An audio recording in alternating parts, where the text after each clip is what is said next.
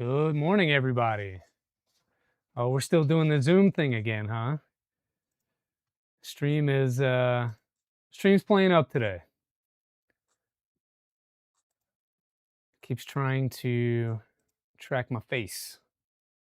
Just fine, kind of, but I want it to stay static because it can get distracting, like moving around all the time. Good morning, everybody.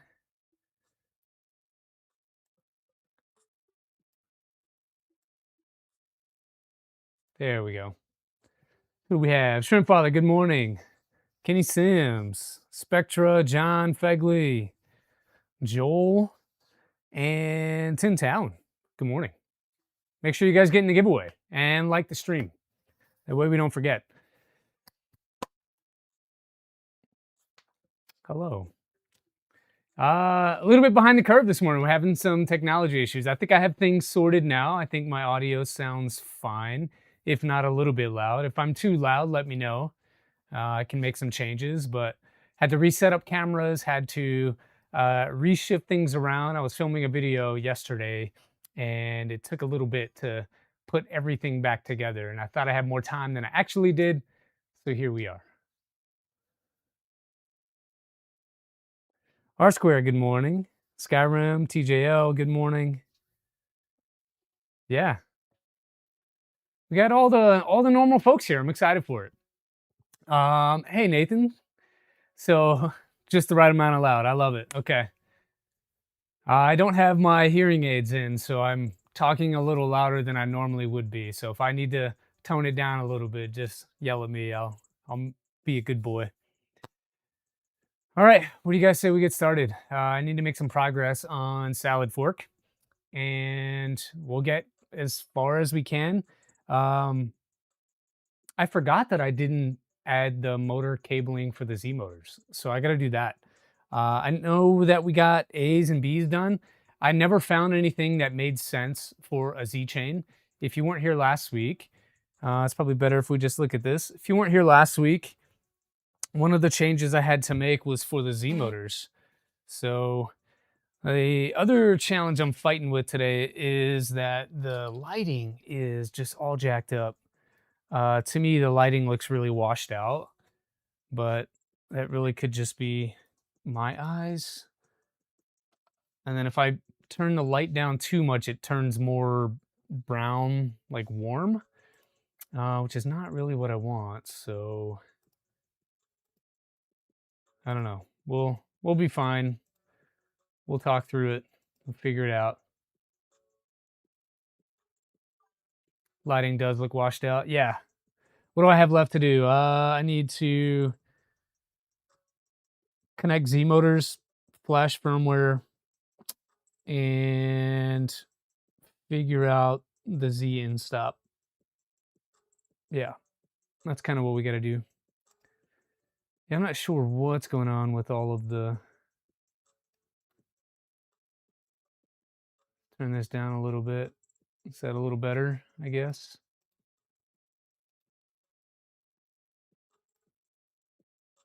It's a little dark, I think.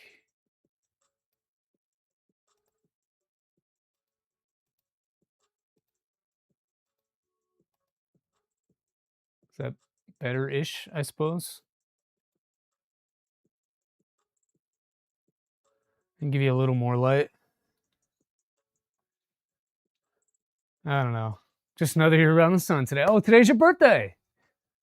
If it is, happy birthday. Looks better? Thanks, John. I appreciate you being my technology expert here. Hey, Reth, good morning. Yeah, so what else do we have left to do? I never found anything, if you guys were here last week, that would act as a Z chain to be able to contain all of this wiring. I don't know that I would want to contain it for the Z motors anyway, simply because the movement of the up and down would pull on these. So I'm gonna go with just the umbilical style. I did get the A and B motors rerouted to something that makes more sense.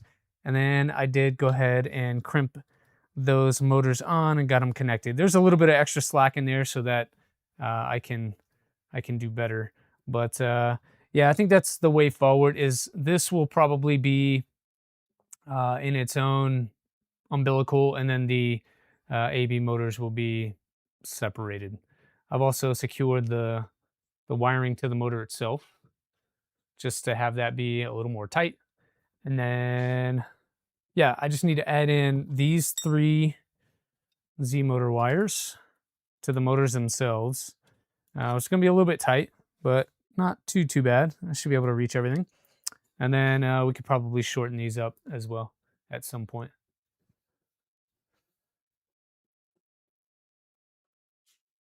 So, Fagley, it is your birthday. How old are you, man? If you're allowed to say. I mean, at some point, I think we stop counting.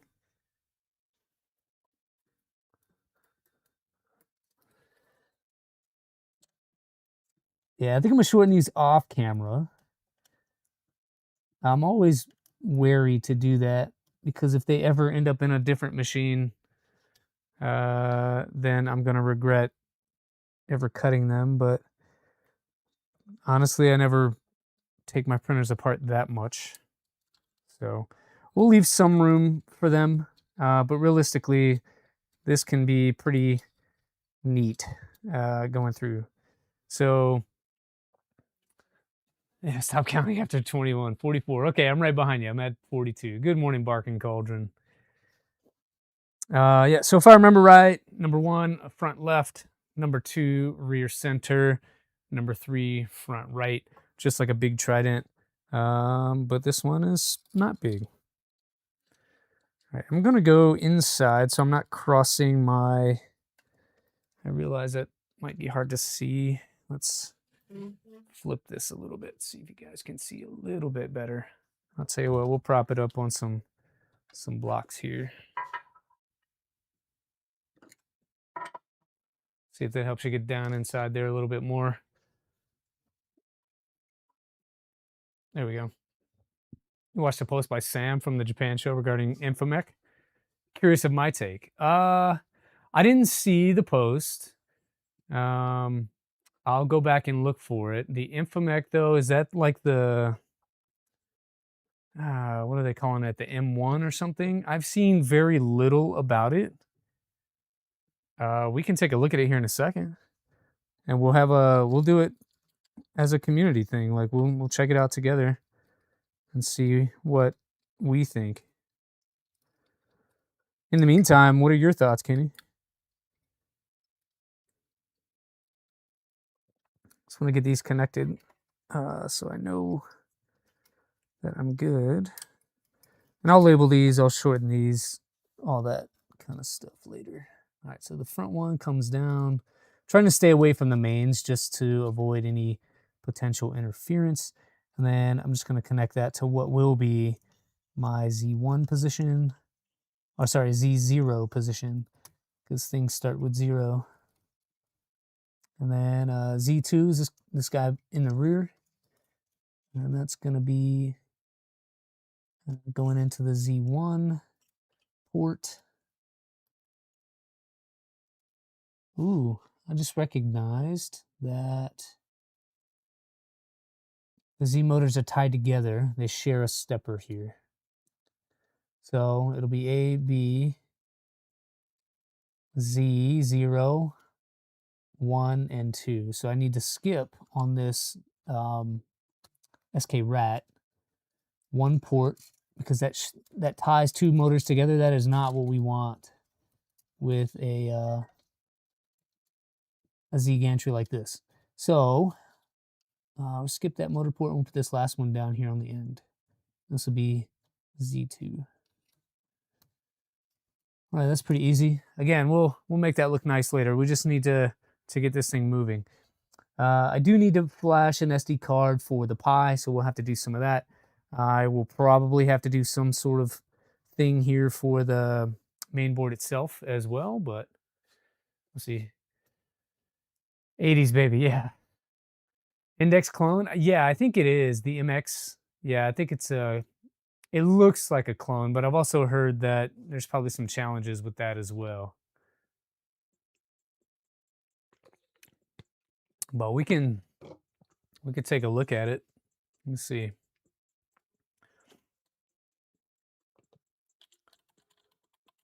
Infomec MX 3D printer. This guy, this Kickstarter guy.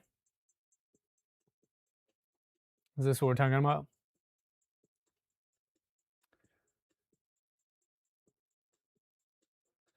You woke up at 12:20, watched 3D&T, walked to work at 2:30, got out at 8.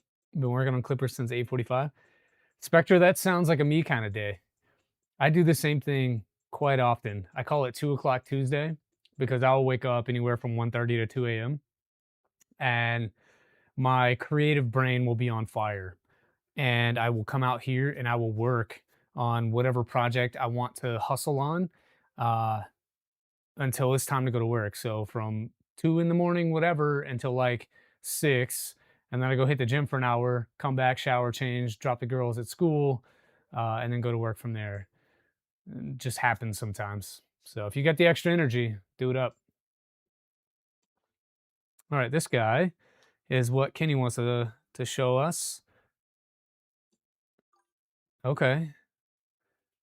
It does come with 8 tool heads. I do like that. There's all the communities here you can join.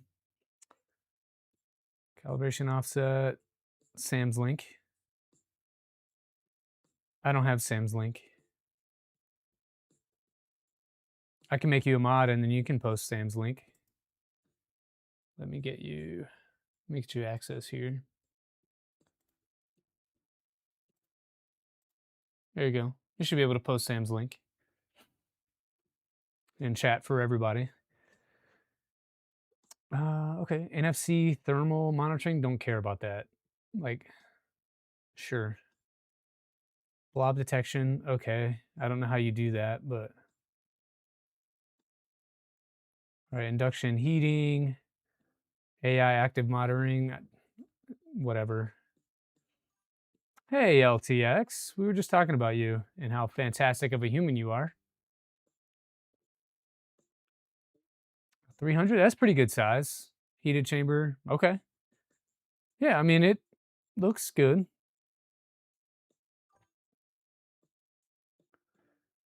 My thoughts are, because that was the original question, what are my thoughts? I like it.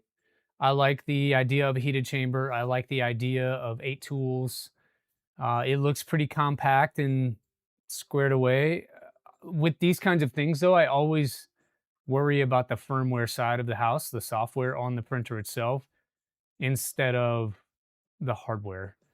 I think usually, even with some of these more budget machines, the hardware is adequate normally. Where you run into trouble is with user friendliness. And if the user does not like using the machine because it's difficult to navigate, or the software doesn't work as it's supposed to, and you have to jump through a bunch of hoops to force it to work, that can really make the printer hard to use. And then you find yourself not really using it all that much. It kind of gets pushed over to the side, collects dust, and doesn't really do anything. Good morning, Havoc. I haven't missed much yet. We're talking about this Infomec MX here that that Kenny Sims was asking us to look at and get the opinion on, but should be able to fraction this lepton.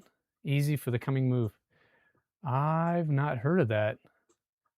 But Nathan, you know I like building weird stuff, so let's take a look. Fraxinux. How do we even spell it? Lepton? Did I spell it wrong? I don't know what that is. I'm seeing like plants. Yeah, I agree with Reth. Software can ruin the tool change. Yes. Kickstarter printer too risky. You got burned buying your Snapmaker 2.0.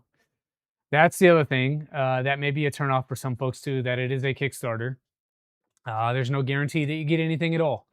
And you are investing in someone or some company with the hope that they can get you what you need. All right, let's check it out. Drop the link for us.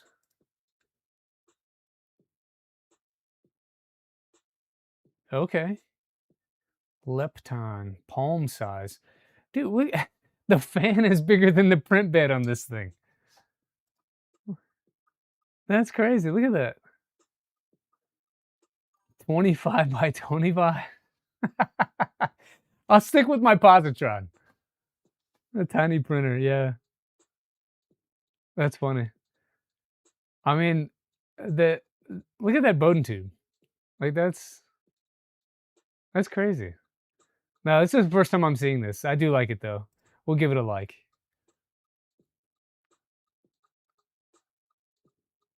The main board is bigger than the print bed, and it's got linear rails. That's wild. But I applaud the creativity. I'm probably not gonna build one. Think how fast it can print? Yeah. I mean, if you just wanna make, calibration cubes all day, it's the perfect machine for it. It's like a what do they call it? Meme printer? That's definitely a meme printer. If I ever get around to doing something like that, it's just for the joke of doing it. It's a cool project. I'll give it props. Yeah, so it's a Kickstarter. You may or may not get what you need. It may or may not be flushed out. You really are a beta tester when you purchase something like this. Outside of what I'm seeing here, I don't really know much about it. So those are my thoughts. Bowden tube is so cute. It's almost that maker coins. Yeah, you could do a maker coin at a time. Absolutely. Hey, Robin. Almost didn't see you pop in. Yeah, so those are my thoughts. This Fraxinus thing, that's kind of cool. Oh, it looks like there's a few videos. Oh, that's the EX. That's a different one. So that must have been their first version. And then they have the MX with the tool changer. You're not purchasing a product, you are Puma Hope and a Dream. Printing nonstop at Jerf. Infomec looks awesome. Okay. Nelsa Clog, that's awesome, man. Like, I would love to get out to Jerf and see what that's all about. That was not a thing when I lived in Japan, and I'm sad I missed it. Oh, and they have a plate swapper? Okay. You should get us some video and drop us a link somewhere. Like, put it in the Discord or something. Or Twitter or wherever you post your stuff. I'd like to see it printing at Jerf. I'm waiting for the Jerf content to come out. So I know there's quite a few folks out there checking out the fest and all the new products and all that kind of stuff. I'm looking forward to researching that hashtag later. What is this thing? Is this the plate swapper? Oh, there we go. There's Sam's video. I like Sam.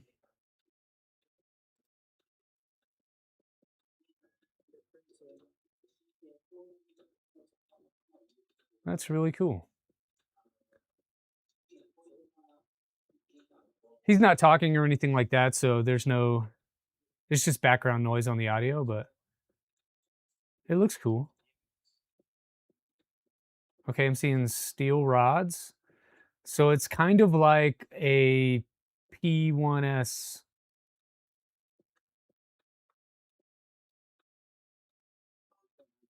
They say heated chamber though. How's it heated if it's completely open? Oh, and then they have like a side. Oh, that's the plate swapper thing. Okay.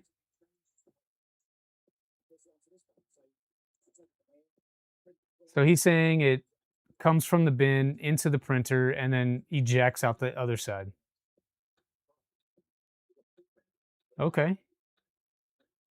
Ooh, look how they have those Bowden tubes routed. They just kind of pull themselves through a hole in the back of the machine. I don't know that I like that. It is much cleaner. You don't have any Bowden tubes sticking up out the top to make it extra tall. It looks like a printed part back there.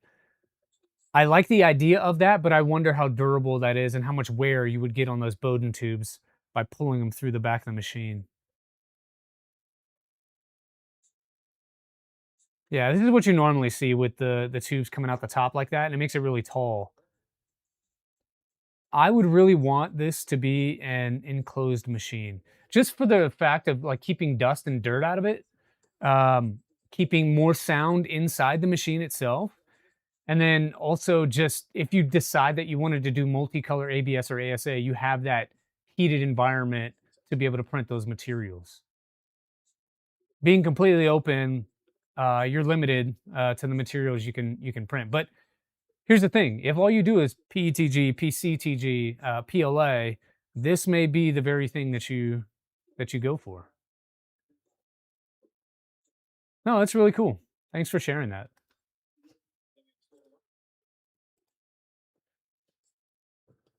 Thanks for sharing that. I had not seen a lot about it. So, all right, so Z motors all connected, plugged in. I need to figure out something. I don't know that there's another place for our XN stop here. So we may have to run sensorless on X as well as Y. I have it wired with an in stop to be able to do that. I just don't know if I'm going to be able to.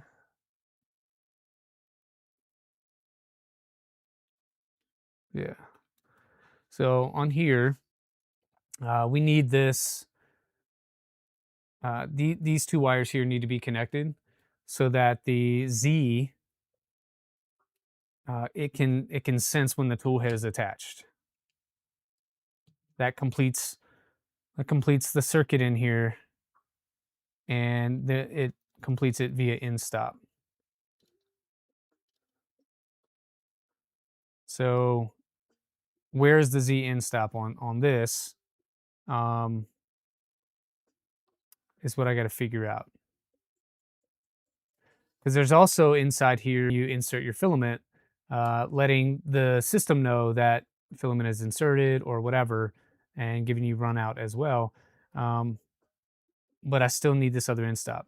Right now, our sensor is connected to that in stop, so I got to find a different spot for it. So let's take a look at the, what's this over here? I think these are our Gen 2. That's what it is, right? Is that our Gen 2? Yes. Big Tree Tech Gen 2. All right. So there is another in stop. Filament is this. You guys aren't seeing this. Filament is this one here, and that's where I have things connected. And then my X in stop would be the blue one just below it right there. And that's what I still need to do on the tool head. So that's pretty easy. A couple of crimps and we can connect that in there. And that'll be the last wiring on the tool head I need to do. I know I say it every week. I just don't get time during the week to do this. All right, we can take these out. Move you back a little bit. Get in here on this. Actually, I wonder if we can do it this way. Yeah, there we go. So I've already got everything ran. We're just going to put it right there in between our thermistor and our heater.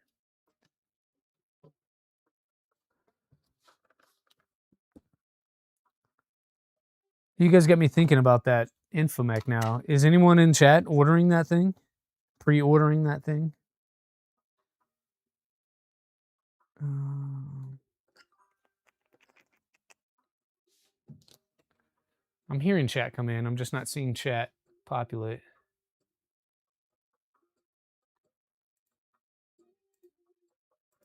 Yeah, something's going on with our stream setup today.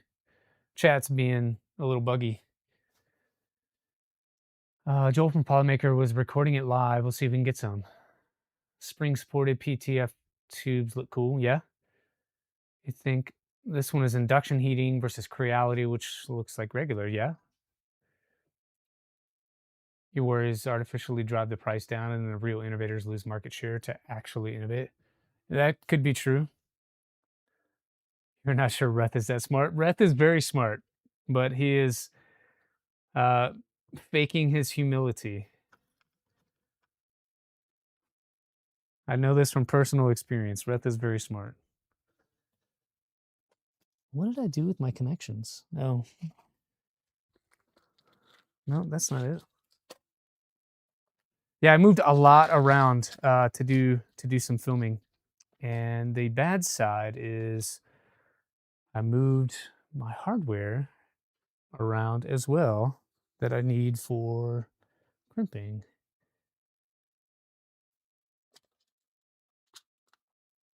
There it is. All right, so this one uses very tiny, this is the 2.0 JST connections. So we got to make sure that we have the right ones, and that's the one I couldn't find. You want to do a mod for your V3 CR10 and move the breakout board from the X-axis to the toolhead. I mean, you could do that. That's just some wiring, and you could bypass it.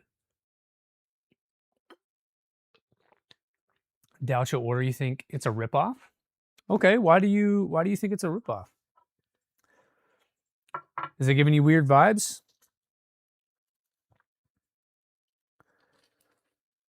I'm always nervous with anything Kickstarter. And coincidentally, we're going to talk about that later this week. Because there's a lot of that kind of stuff out there right now with pre-order this and pre-order that, and just some bad actors in the community.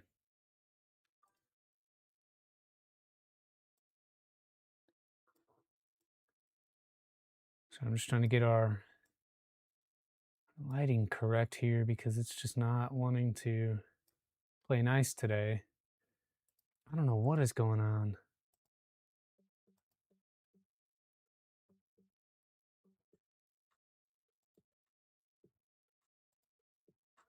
Just our video is not great today. Yeah, like my hands are not really purple like that. That is not correct. And I'm definitely not that red either.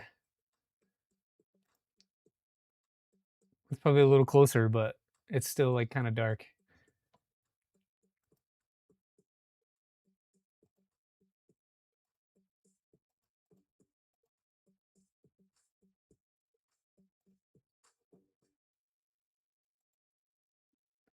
I don't know what's going on, folks. Too close to indexed order. I don't disagree with you. I think that's what I was going to say earlier, and I kind of went down a rabbit hole. I think I'd rather do index. I mean, that is the plan, right? I have an entire Trident build planned to do index on Trident. So that is what I would prefer to do.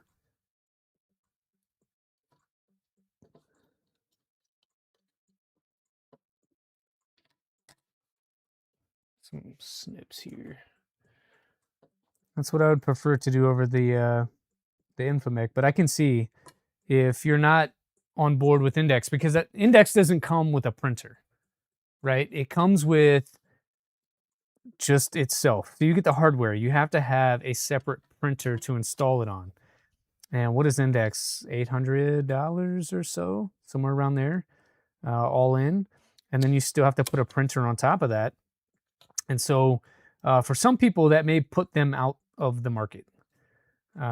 Something like the Snapmaker or maybe this Infomec thing might capture a segment that doesn't already have a printer to install index on. So I'm all for getting more people in the hobby, but I don't want them to get in, have a bad experience, and be like, I'm out. People come in, I want it to be good for them, like it was for me. And that's why I ended up staying and kind of evolving into doing this kind of stuff today, because my experience was so good with the community. Kickstarter side appears to be a knockoff IDEX. Innovative new tech will invariably be copied, mimicked, or built upon. Yeah, I still like Bontech as a company as well. And when you talk about quality, there's always going to be a range of quality based on price. And so those that can afford the upper echelon of the quality spectrum will do so, and those who can't will have a much lower experience based on the lower price that they pay. Thinking those will work better than the others because they have done so much R&D. I agree. I agree. I think Index will work better. I think it'll be better supported in firmware and hardware.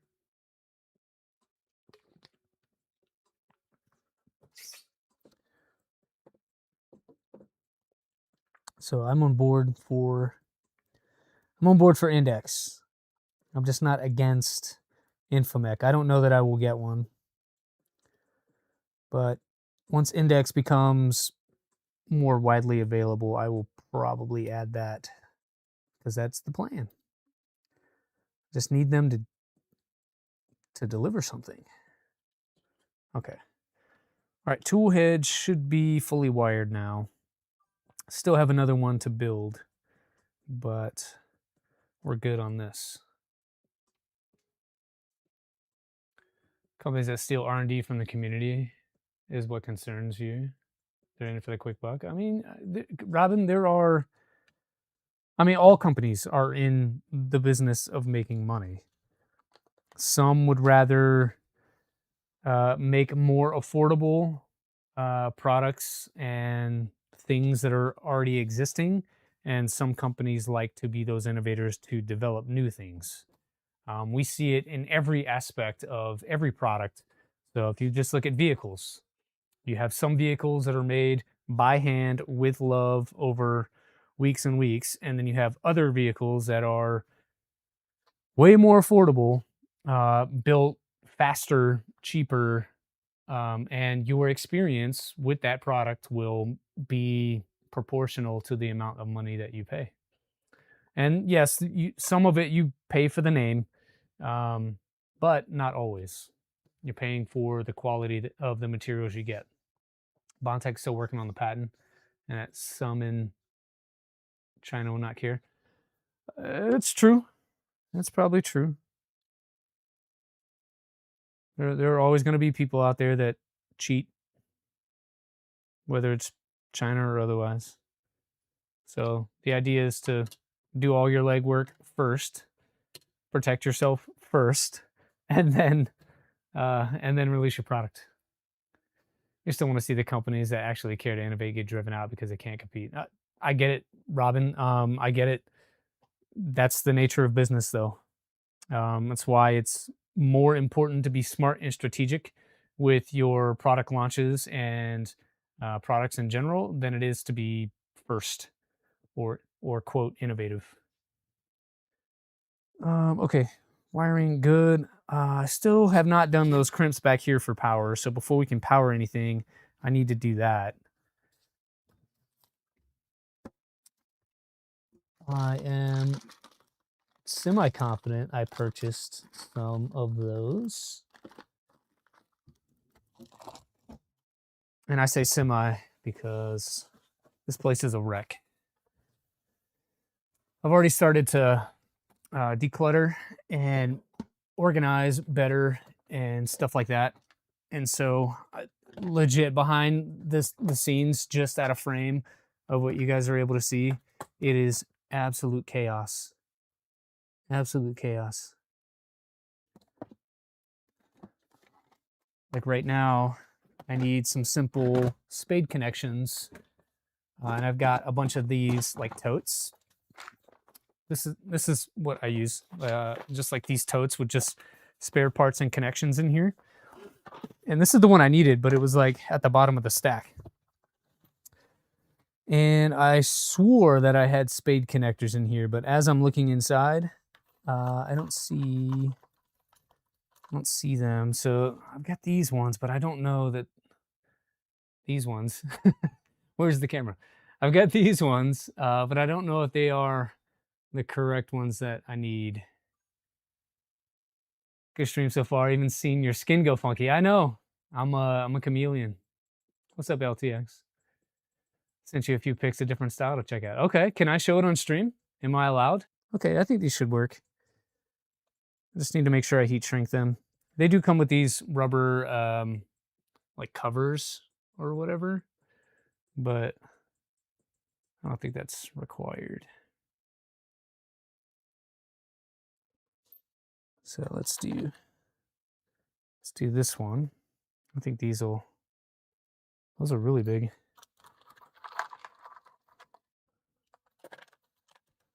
Yeah, I have PG connections for days. Like I think I have like 8 of these things. Small ones and big ones. Why do you have so much stuff? I don't really know. I don't really know. Probably because you have to buy 30 at a time on AliExpress. Okay. Yeah, we definitely have spade connections. Just need to find the right ones. Okay, and we want the switch to work, so I need to add extra wiring for that as well. And we'll use our reference photo from last week to do that. I don't know how many of these I need, so we'll just pull out a few and put the rest to the side.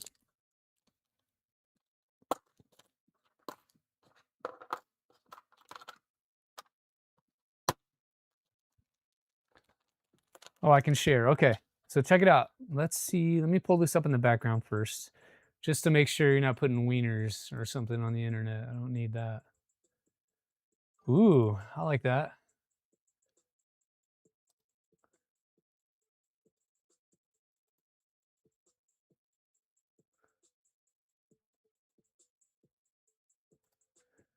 What do you guys think about this?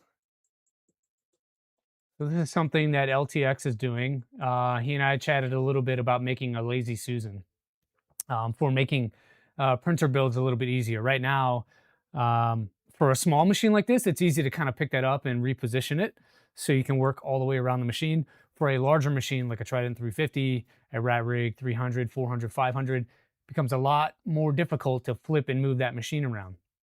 So LTX Designs has made turnstiles, lazy Susans, whatever you want to call them, and has elected to do some CNC engraving in it and then fill that with epoxy. So this is the one that he just shared with me, and I love it. I don't know whose logo this is, but I like it a lot.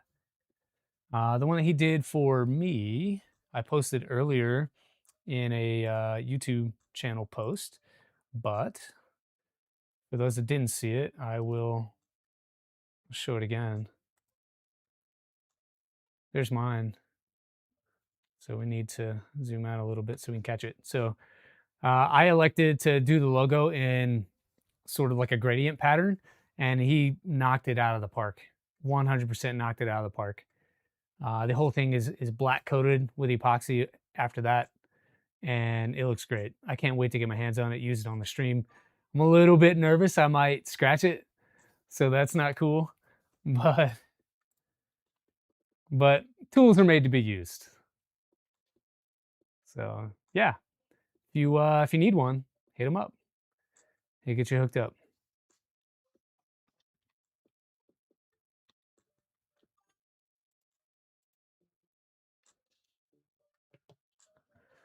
Tried a lazy Susan with 2.4, used it for the frame, and that was about it.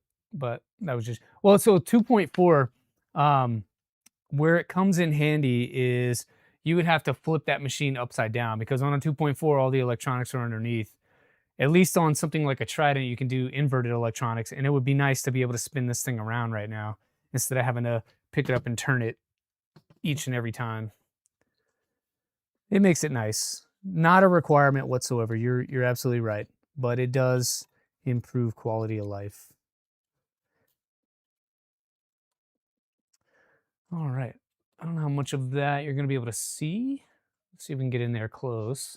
But once my hands get in the way, it's going to be blocked anyway. So let's go a little bit in here.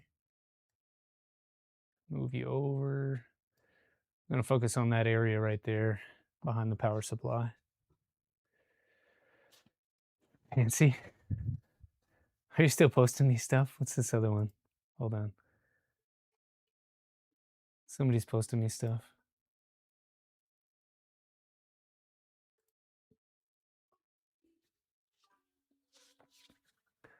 Use plexiglass on top so you don't scratch it. Yeah, we could do that.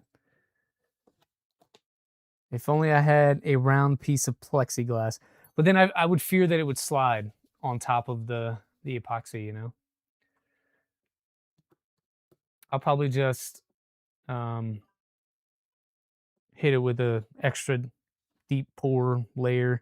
So have an extra layer of epoxy on there. That way you can sand it over time or whatever. But I mean, again, it's a tool. It's made to do the things. I know that we had up a connection here. So I needed a wiring diagram for my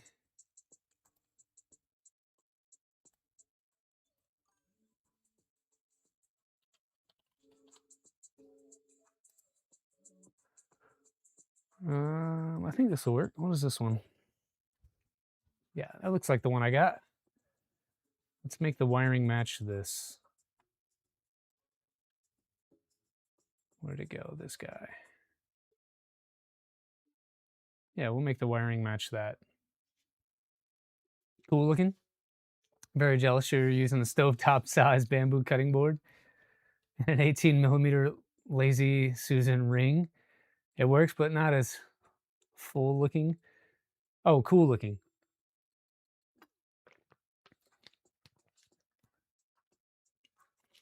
I mean, that was pretty innovative, though, to be able to figure that out for yourself. All right, our ground wire, we're going to use yellow because that's what I had. So it's yellow with a green stripe.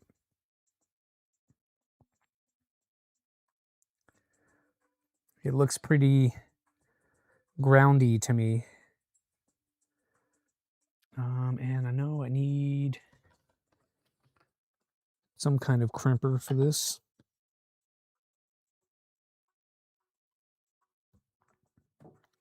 Let's try this.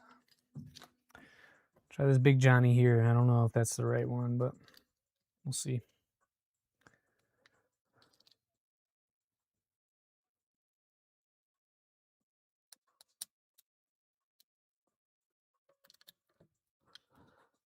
Oh, you know what I forgot to do almost? Put our safety cover on. I almost forgot.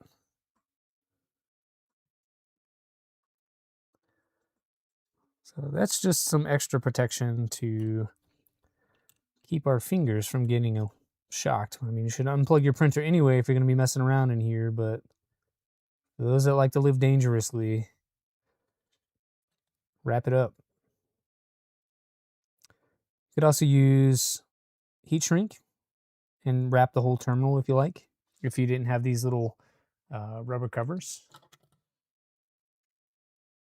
I've definitely done that before. All right, let's see. Yep, that didn't hold at all. So that is not the right crimper. Okay. What else do I have? I think this is going to be too small. And this one is the same size, so that's not going to work either. What the heck? These are not going to work. How am I supposed to crimp this stuff? I think this will work. We'll do that. So I just have these pliers and they have like different crimping things in here. I'm going to try that one.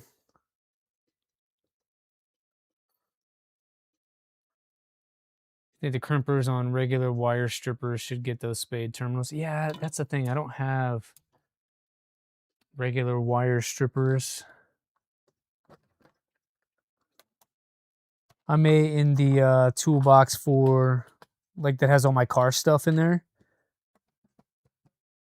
Let me check real quick before we get too crazy. Just give me a second.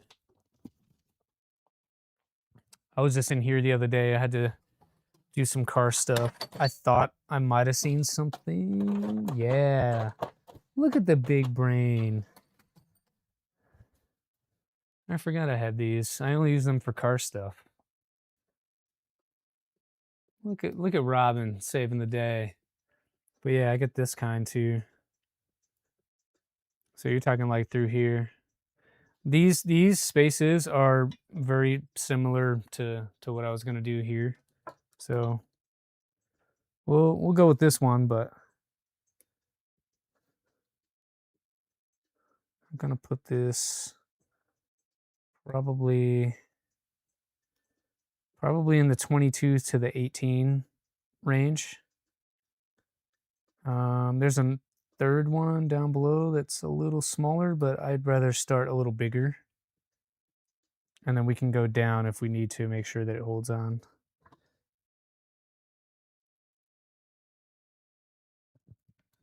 I think that did not work. That did not work. Let's see. Maybe it just needs to hold onto the wire, and then I can go back.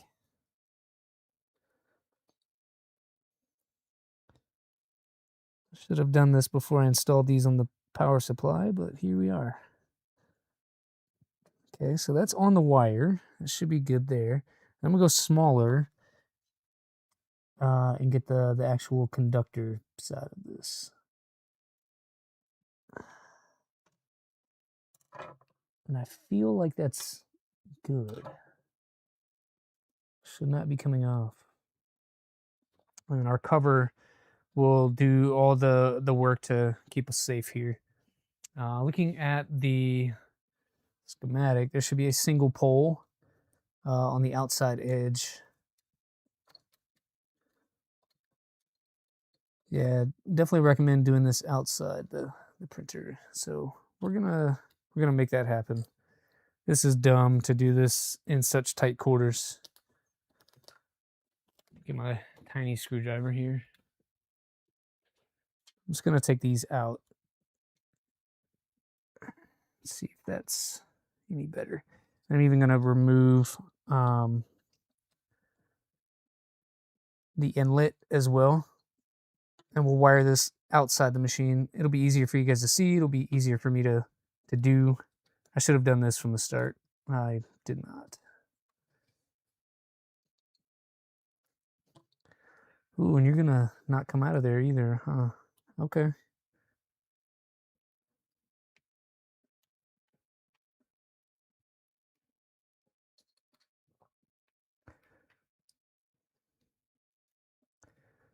Yeah, so there's one. We'll put these other wires back where they go for the bed. Oh, that just came right off of there too. I'm glad we're doing this because that wire was not secure. Somehow it came right off.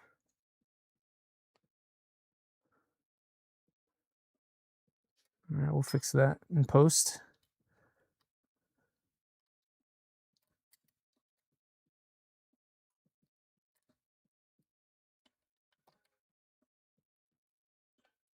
Maybe the switch needs a timeout away from its friends. Yeah, that's what I'm doing right now. Yep, that's what we're doing. I needed to redo this crimp on this bed wire anyway. That would have been frustrating to find out that the bed was intermittent because the crimp was bad. So we're gonna do that. I just need to get a smaller screwdriver to be able to compress the tabs that hold it in, you know? So just need to do something with that. It's such tight quarters, it's hard to get in there. But there's our blue wire. There's our ground.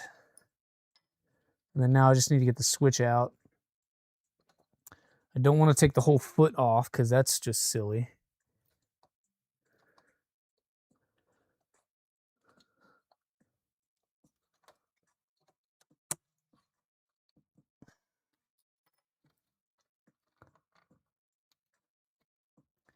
Let's see.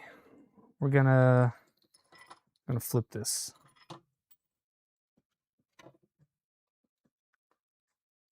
Flip it like that.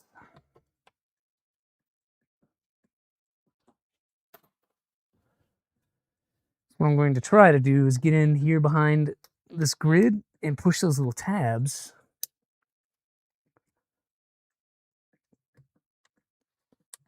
If I can get those tabs loose, this connection should come out.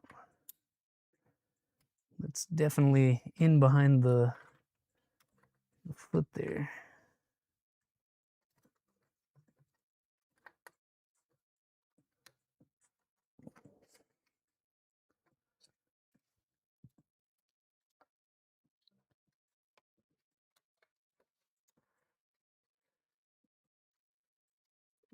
I've got 3 of the 4. The last one is just being a pain.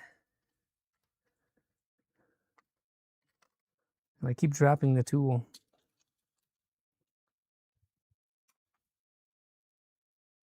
Might have to break the soldering tools, yeah. Yep, might have to get them out.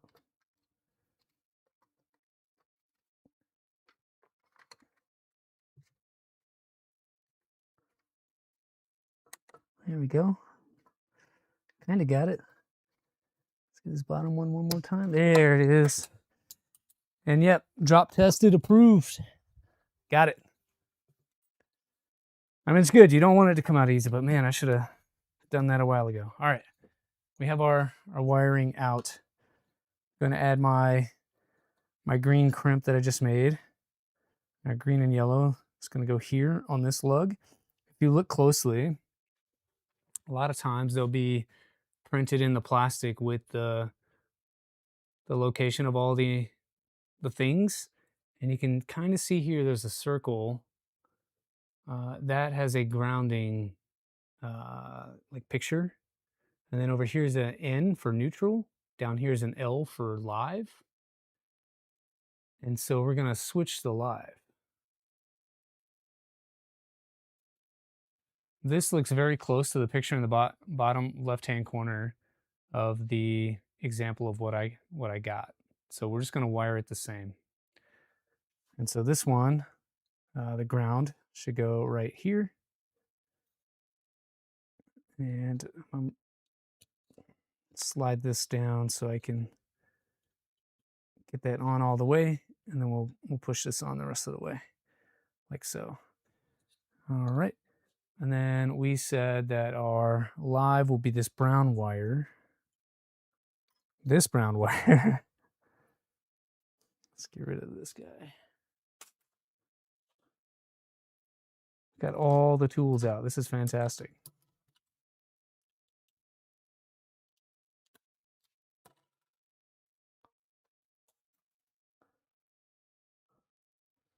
This is your reminder to get into the giveaway. We're about 1 hour into the stream. And so if you like LDO filament or want to try it, you should probably sign up. But your call, whatever you would like. I'll try these pliers on this one.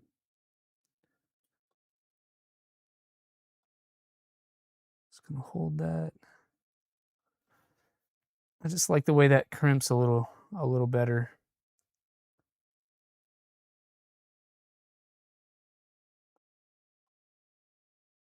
It's a little easier than trying to get it in those what the hell is that? The other one there. I like this more than I like this. That's what I'm trying to say. And that's pretty solid. And again, I forgot to put this on here, so we'll see if we can make it work. Think it'll stretch? Maybe? No? Okay. Well, I'll show you the other way I like to do this one, because we forgot to put that big rubber insulator on there. Again, we get our fancy kit of things out. And you can get your larger diameter tube, whatever color suits your fancy here. And this one can be just trimmed out a little piece. And then when you put this over, it looks like it's too small, right? So what you can do is you can put your flush cutters in there like so, and then just stretch that out a little bit. It'll increase this, and then when you apply heat, it'll shrink it back down. So it's one way, like if you have either too big or slightly too small heat shrink, you can just stretch it a little bit. And now where it would not go on before, it goes on like it should. So neat little trick I learned from the car world. And so that one we said was our live. And so this is going to go here. And we'll push our heat shrink down. And when we apply heat on this, it'll shrink itself on.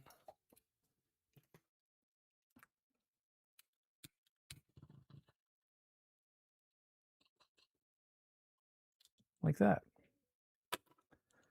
Right, and then our blue wire is our neutral.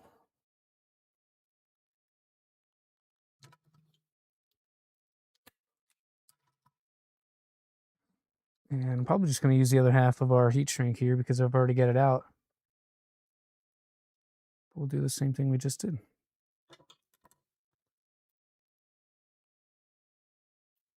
I'll flip that. Let's see about going. Sorry, let's flip these around. Let's go this way. And wire.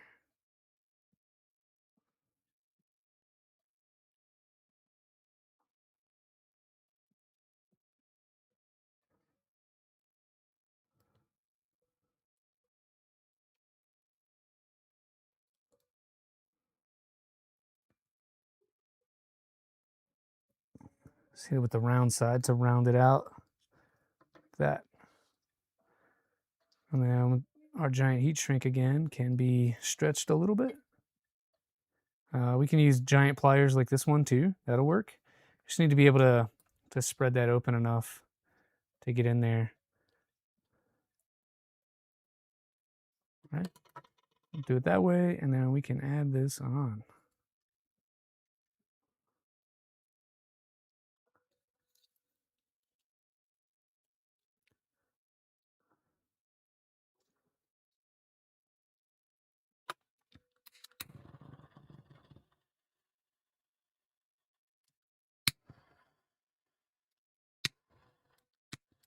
Cool. So there are the three. Oh no, I messed it up. So this is on the wrong one.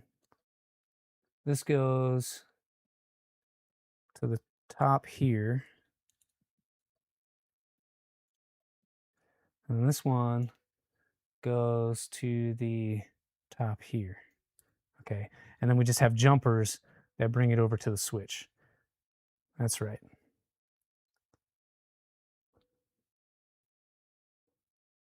Okay, so those are on. Just making sure they're all the way down. Cool. So we just need to make 2 more jumpers. Let me find some wire. I don't know that I have blue and brown, but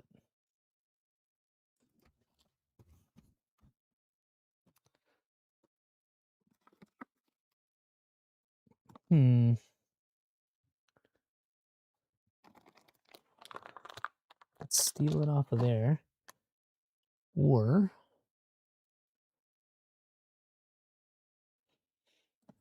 choose some red and black, I suppose, because that's what I have.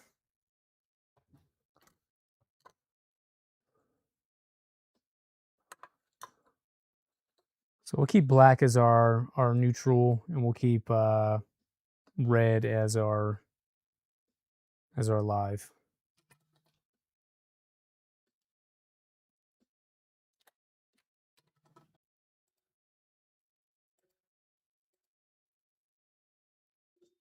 Hey, Digital Dragon.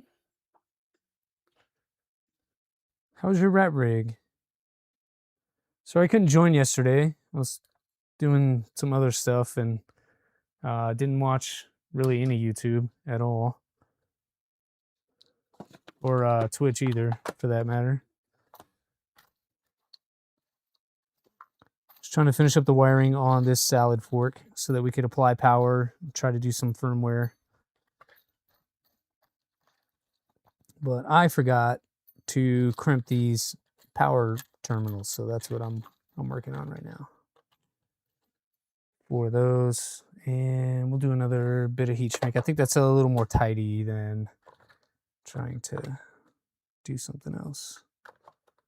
See, I've got a couple of pieces of yellow that we can use. T0 is printing great. Need to calibrate the offsets and start tuning in T1. Nice. Yeah, I'm gonna have to reach out to you.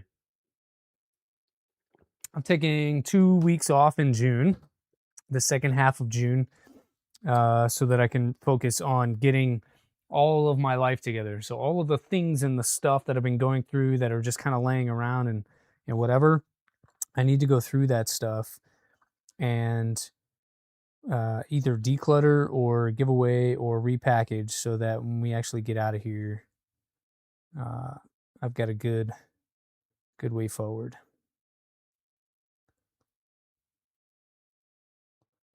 So I'm taking 2 weeks off, second half of June, to be able to do that. I would love to take one of those days if possible and just try and work on the rat rig a little bit.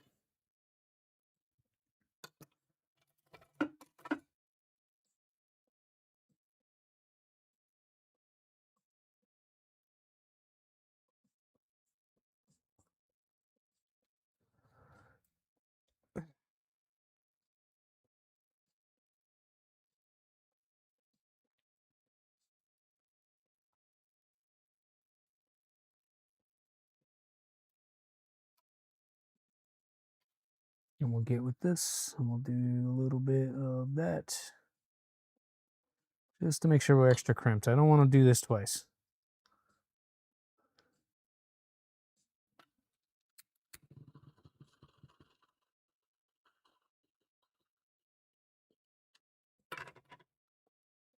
Well, it's going to go from, we said, this blue side here. Ow, still hot. Hey, Ken Davis and Shaggy.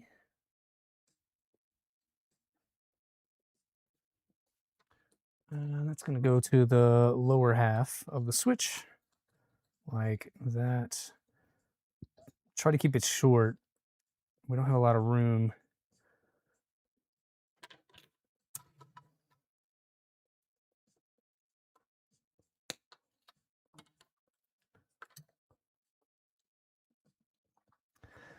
You can buy these with the wiring already done in a lot of cases.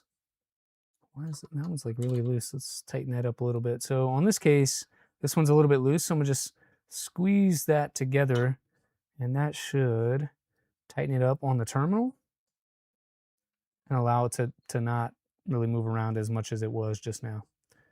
All right, this one, strip him down.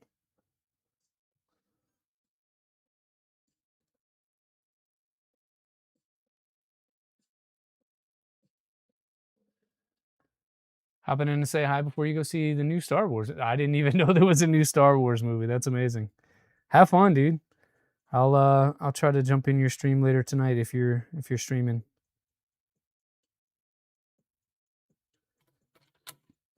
That's what I love, man. Like people just come in and try to support one another. I love that stuff. That's awesome. Thanks for coming by. Ah.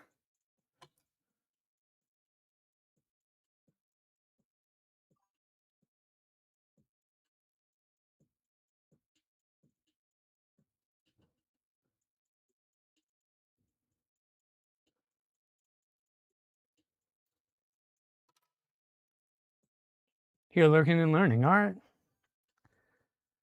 All right. All right. I don't know how much learning it is. Doing some wiring. This is the tedious stuff that, like, I love building frames and doing hardware and putting motors on and bolting stuff together. Wiring's just a little bit tedious, but it is important. So you should take your time. Got to get it right, or you shoot your eye out. Hey, Bearded Printer. Thanks for jumping in like always. I've been catching a little bit more of your streaming lately. I'm trying to, at least. I wish I knew how to CAD better. So it's really kind of self-serving. All right, let's do some red.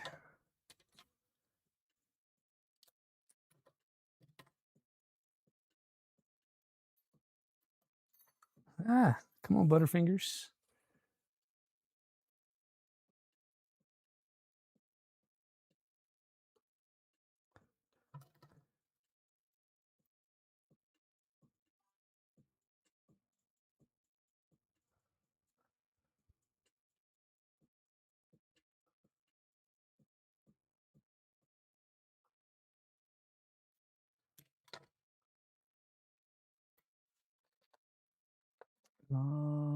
Yeah, we'll do. The yellow worked out well. Let's stick with the yellow one.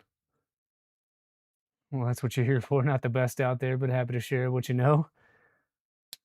Yeah, you do more like decorative CAD type stuff. I do more like parametric mechanical type stuff. And because you have a skill set that I don't really practice that often, I've been trying to get smart on that. I got to figure out how to make my own floppy hot dogs because I got no support from anyone else.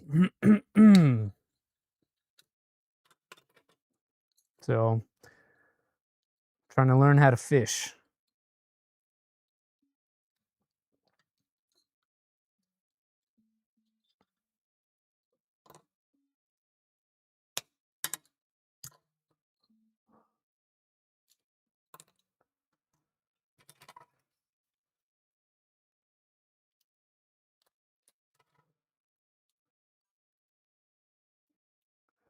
Wouldn't support you. Everyone should be glad. Have you figured that out? Yeah, I'm sure they would. I'm sure they would. Everyone except the one that knows how.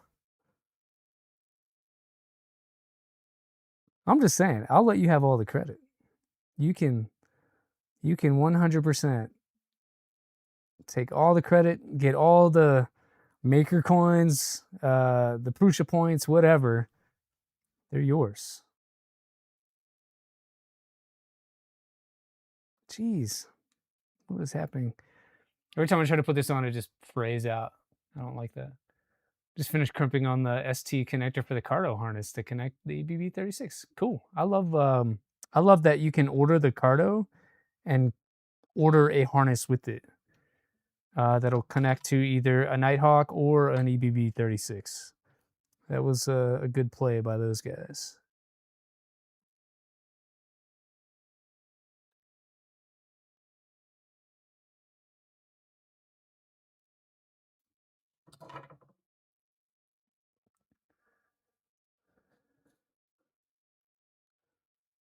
Ooh, that's a little short. Let's get a different one.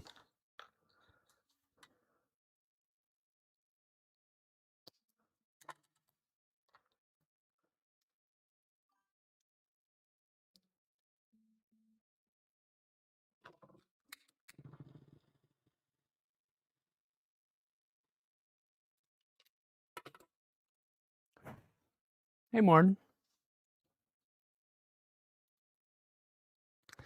I saw you pop in earlier. You were like one of the first ones to comment. I said hi to you, but you must have left and came back. Cool.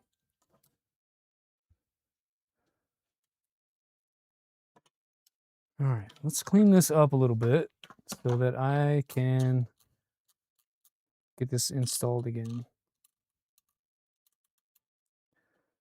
Ooh, while I have a captive audience, what are your guys' thoughts on studio stuff? So, if you were here last week, I think we talked about what the future studio will look like. I call it a studio because I don't know a better word. Less of a studio because I don't make videos like that. But workspace, I guess, is the better phrase. We get a basement workspace, open, unfinished ceiling, unfinished walls.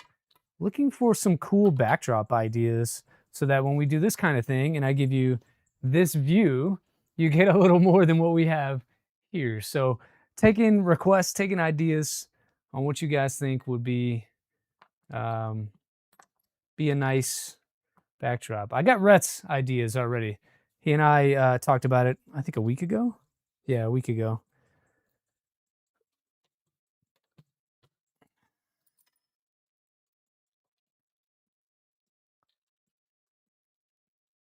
flip that.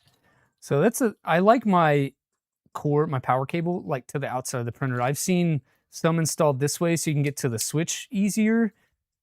That may be the preference as well. You can go either way. I just feel like when the cable comes out and around, like it's going to cover the switch, so it's a little harder to get to. So I like my switch on the inside. I don't know. That's personal preference. I think either way is fine. And that snaps right back in there. There's a lot more of a pain to get it out. Stacked filament boxes. Okay. Kind of like what we got right now. Kind of like this. Green screen so you can make it whatever you want. Okay. I don't know what I would want. That's the challenge. Whatever you want to put on the air is fine. Just want to be a part of my life. You always be a part of my life. You always be a part of my life. Thunderbirds flying over the ocean. For your switches to be positioned up where off is down and on is up. That's a good idea. It's a good idea. That's how I have it right now.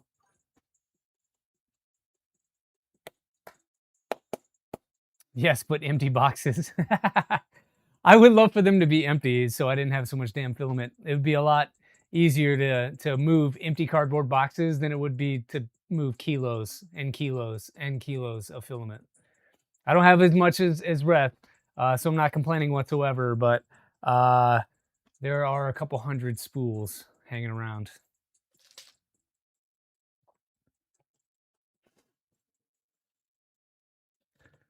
And then we have to fix the bed here. So that crimp came off.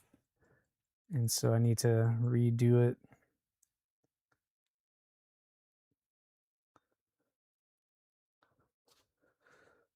I thought we had tug tested all of those, but I suppose we did not. So I'll just use the fork because it's accessible.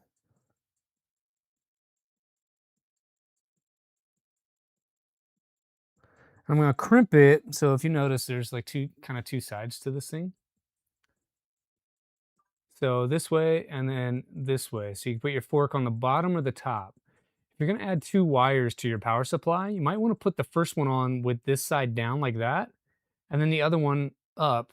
That way there's enough room and this insulation doesn't try to interfere with each other. So this would be insulation up, this would be insulation down, and that helps you add 2 in there when space is tight like it is down here.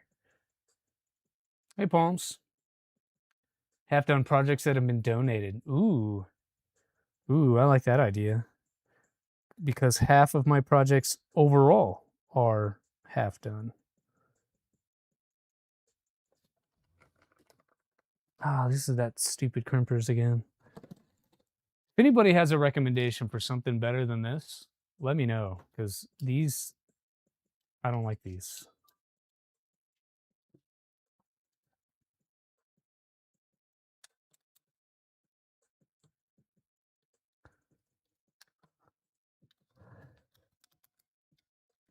That's stupid. You see what I did?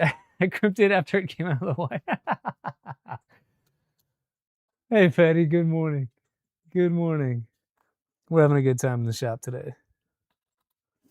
I did not sleep enough. Did not sleep enough. Ooh, but I did my fitness test on Friday, and our test now is 2 miles. And you have to get 2 miles. If you want max points, you got to get 2 miles in 14 minutes. I was able to do it in less than 13 and a half. So pretty proud of that. Worked really hard, but I was so wrecked because not only was it fitness test Friday, but it was also final Friday, which is where we get everyone in the unit together and we do our hails and our farewells. We say goodbye to some folks. We say hi to some folks. And then we just make it a party. We welcome them to the unit, and it's a good time. So we did that Friday, and I had a good time. And so I was pretty wrecked yesterday, and I'm still kind of recovering today, to be honest.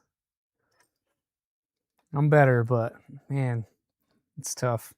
It used to be so much easier to just rage 24/7.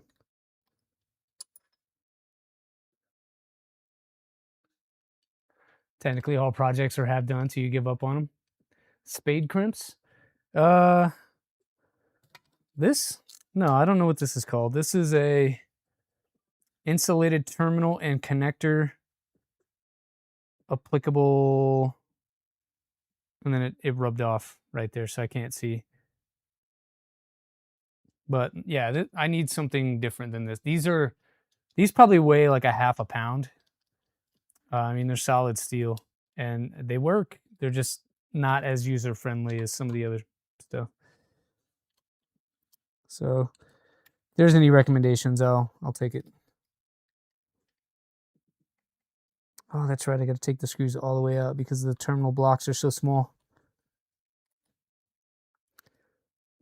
One of the downsides of using fork connections on the US or the UHP.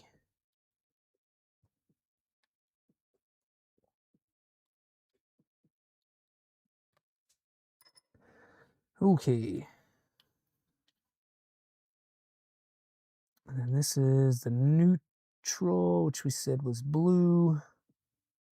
So we got to get two crimps on one small terminal. So this is one where I'm putting the insulation down on this one that we just crimped for the bed. And then up on the other one. And we said that was blue, so let's put the blue one with the fork insulation up.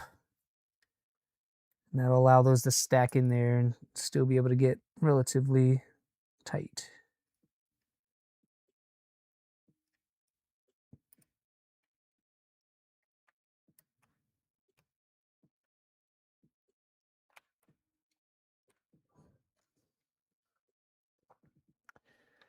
Crimpy thingamabob, yeah. 2 miles, 14 minutes, you'd fail at driving. No, I've been training a lot for that, man. Like, been training the last probably like 2 months to be able to do it. And now we have to do our test every 6 months. So I have to do it twice a year, which means I can't really get too much slower than about 15 minutes for the 2 miler. So if I can go out any day of the week and run 2 miles in 15 minutes, then I'm probably in pretty good shape to just dial it up a little bit when it gets closer and do the same distance in 14. Because that's what I had been doing. That was the plan that I was following. And then over the last, I don't know, 5 weeks, 6 weeks, I have turned it up a little bit to be able to go a little faster. But the crazy part is, just 3 weeks ago, so at the beginning of May, I ran the same test and I was able to do it in 12:48. So while I was excited to be able to maintain, I was a little bit disappointed I didn't hit the same numbers I hit just 3 weeks ago. So I don't know, but that was me taking some time. Actually, I'm gonna put this fork on first because this is getting all twisted here. I don't want to be twisted.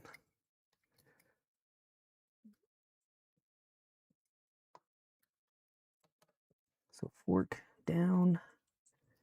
And because it's a ring terminal on the bed, we're gonna put that through the ring. Try to get this fork to stay down because it does not want to. Oh, it just came all the way off. That's good. Fork down. I dropped my screw.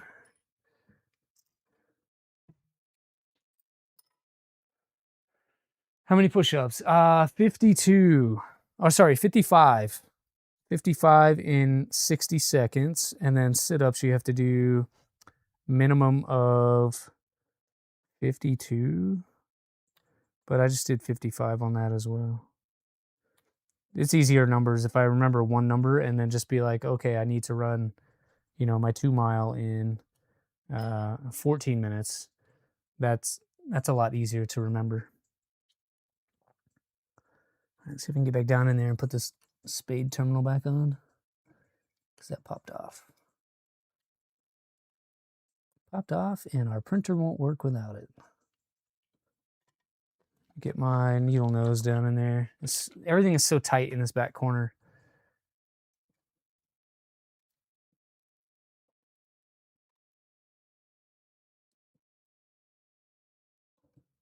Just make sure those don't come off of there.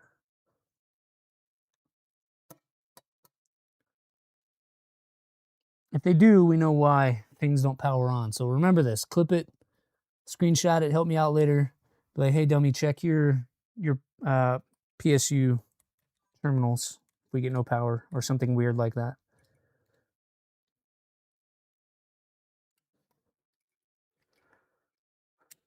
There we go. For smaller crimps like those, use a pair of Thomas and Betts crimpers with the orange and black handles. Barton Fang Chad, thanks. I'll check it out. You could do that, just don't wanna. I didn't want to either, trust me. When I did it early May and I ran that thing in sub 13 minutes, I was in soreness hell for 2 days. I didn't feel good again until like Saturday afternoon. I was so wrecked. But I didn't feel so bad on Saturday, except for the fact that I had too much fun. But my body wasn't sore. I just didn't have really good recovery, so I chose to not do training, and I did some video editing instead. Those don't go there. And so that video should be out. If you saw me post about it in the Discord channel, that video should be out later this week, probably Friday. If you remember, you'll get it Friday morning. It'll be exclusive to members. So that's why it pays to be a member. And then on Saturday, it'll go live for the public. So you guys will get a 24-hour preview if you remember. I'll deal with wiring later. I'm sorry, wire management a little bit later. We'll deal with what's the stuff you wrapped up? Wire wrap? Well, we'll deal with some wire wrap later to clean this all up. I just want to get to a point where we can see some movement, and then when I get more time, we can fix up all that to make it look pretty for the gram. All right, SD cards. Let's work on some SD cards. I think I have one. Yes, I've got one. What is this? 64. That should work, yeah. It's a lot, but do I got a 32?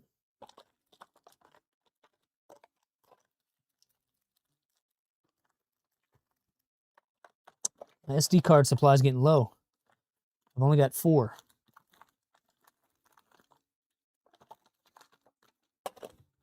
This one. Let's see if we can flash this up. Don't need you anymore. Hopefully. Probably need this.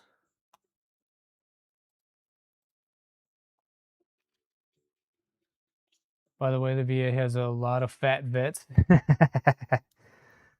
I don't know if I could, like, I don't expect that I'll be able to run as fast. Like, I definitely have to train for it. I can't run that fast every day of the week. I'm faster. I will pass no matter what, any day of the week. However, I've set a personal goal of scoring 100 on every test. And that is a much higher threshold than day to day, just get through it. I can make a 90 plus any day of the week. Making that 100 is the difference between running 16 minutes and sub 14 minutes. So there's a 2-minute gap between that, just 10 points.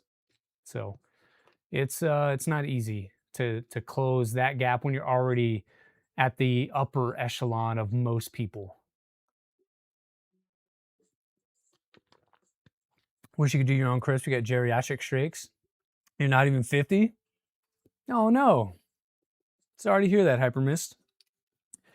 Crimps are not that fun though, so don't beat yourself up too much.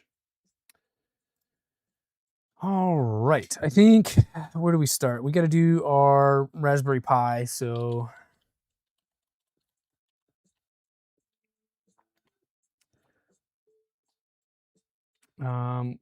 you could go here to Raspberry Pi software and you can download the imager.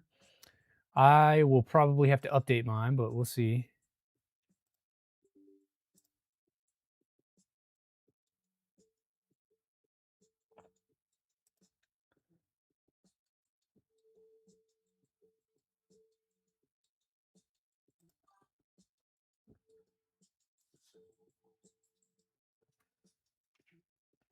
Thomas and Betts crimpers. I'm gonna have to remember that. What was the name of the tiny printer someone linked? Ooh, Fraxinus. Oh man, Frax. Lepton.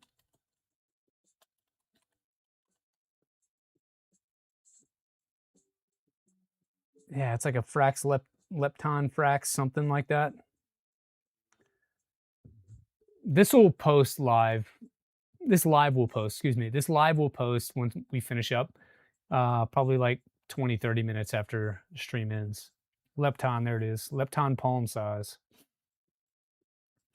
Iwis Klein 3500 CR Thompson Betts.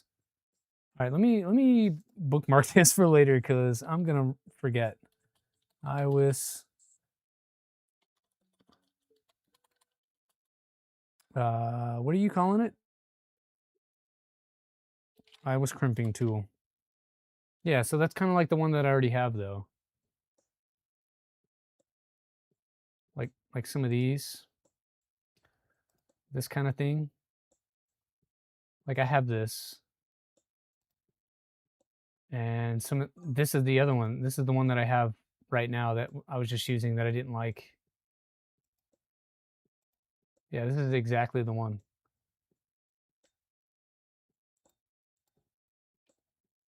Almost forking the Viagra is getting started.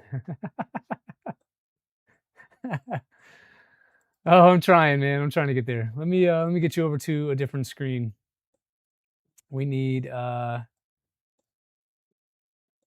man, where did it go? So you got your Balena etcher up here. And I thought that I had the Raspberry Pi software up here. Let me see. No, not that one. We want this one. Can you see that? Probably not.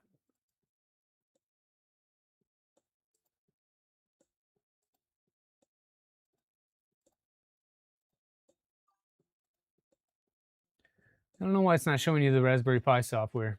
It just won't capture it. Oh, here we go. Duh. Let's do that. Bring this over.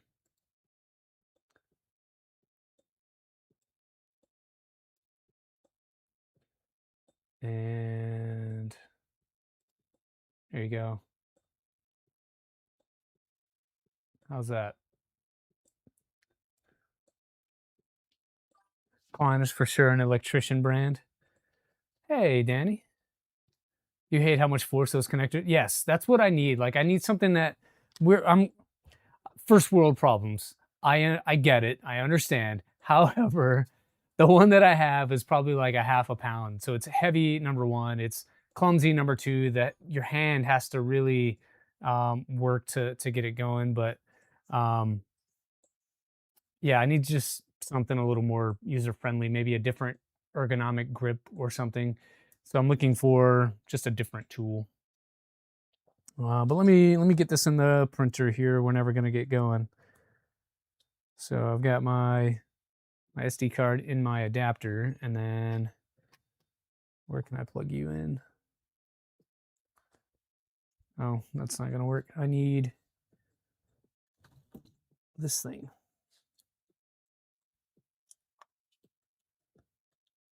So I've got my USB-A adapter.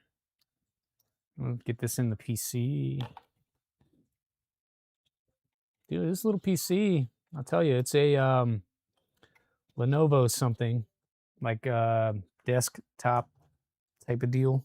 I got a box somewhere for it, but it's a square. It looks like maybe a 200 by 200 millimeter square thing, and it sits vertically like a think station kind of deal, and that runs the entire stream and everything we're doing. So if you're looking to get into it, I picked mine up from Best Buy. I want to say it was like 600 bucks or something, and it has been great. All right, we don't want any of that. Device, every image next. And then this is where I get my own image. So we're going to use a custom image. I don't know why it's not capturing the scrolling through that, but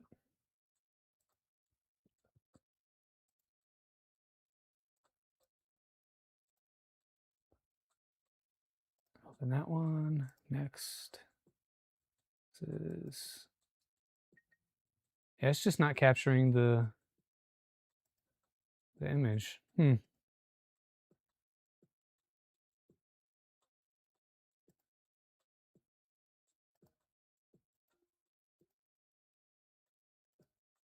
Anyway, use two hands so you don't wear your hand out. Yeah, that's what I have to do. It's just, I don't like it.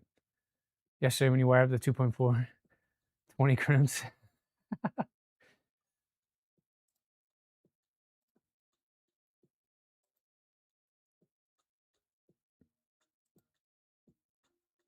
All right, it's going. You just have to trust me here because this is not working. Let me try to gather something else. Hold on. Window capture.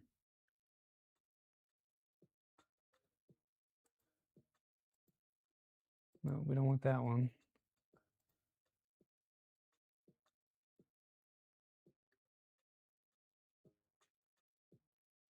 Tell you what, we'll go back to this guy here.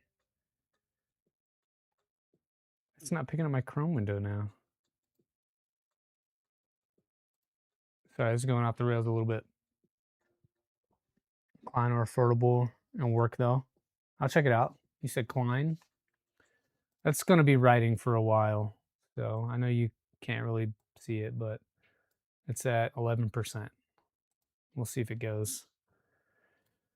This portion always becomes the most difficult for me for some reason. Not that I don't know how to do it, just it doesn't like to play nice with me. I think firmware just hates me.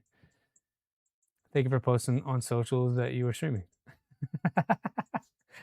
Dude, it was last minute, man. Like, Danny, when I tell you that we had stream challenges this morning before I began, I had like the camera that you're viewing me on was in a different location. The main camera, this one was somewhere else, in focused in a different area.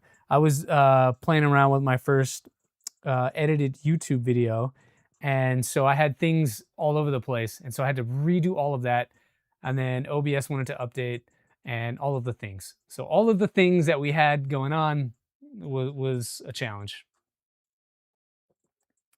I'm sorry. So you got like a really quick, hey, I'm streaming, go here.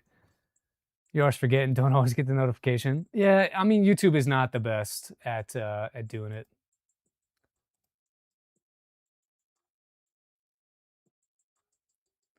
Not always the best.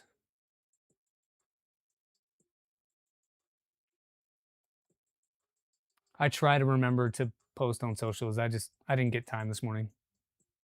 So it is what it is. All right, we said Klein tools, yeah? Let's take a look while we're waiting for this thing to flash. Klein crimping tool. Is Klein like the Home Depot brand of stuff?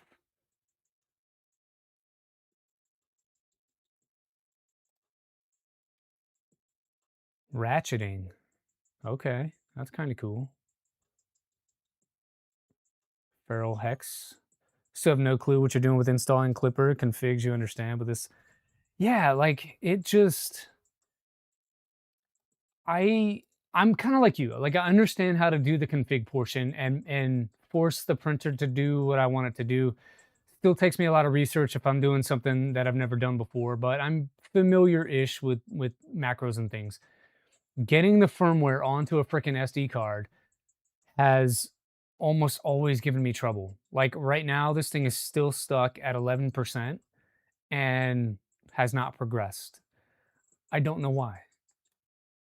I don't know why. And so I'm considering canceling it here in a second just to see what is going on. If it ain't Ratchet, get it out of your face. Klein is like Milwaukee. Okay. Let's try this one then. Let's see. Ratcheting, we don't need the feral kind. We need like a terminal kind. This goes from 10 to 22. That sounds good. What gets me is like the different model numbers, like they look the same. What is different? So I'm glad they have a compare tool. Not that one. 10 to 22. Yeah, so like there's a 3005 version. Wait, is that the Pi image? Yeah, the Pi image is hung up. Pi imager. I have Balena Etcher as well. So let's compare these three and see what happens. They're all the same. This one has three different stuff. Yeah, like I don't really see a difference between these. So why are there three different models? Heat shrink terminal crimper. Oh, maybe that's why. Ratcheting non-insulated. Tool set. 3000 Cricut. Okay, let's see. CRKIT. Oh, you just want to spend all my money. I see. Oh, it comes with a different jaws. That's dope.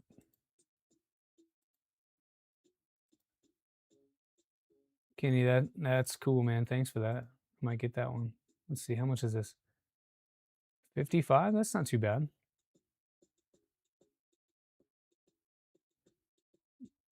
Why don't they sell it on their own website, though?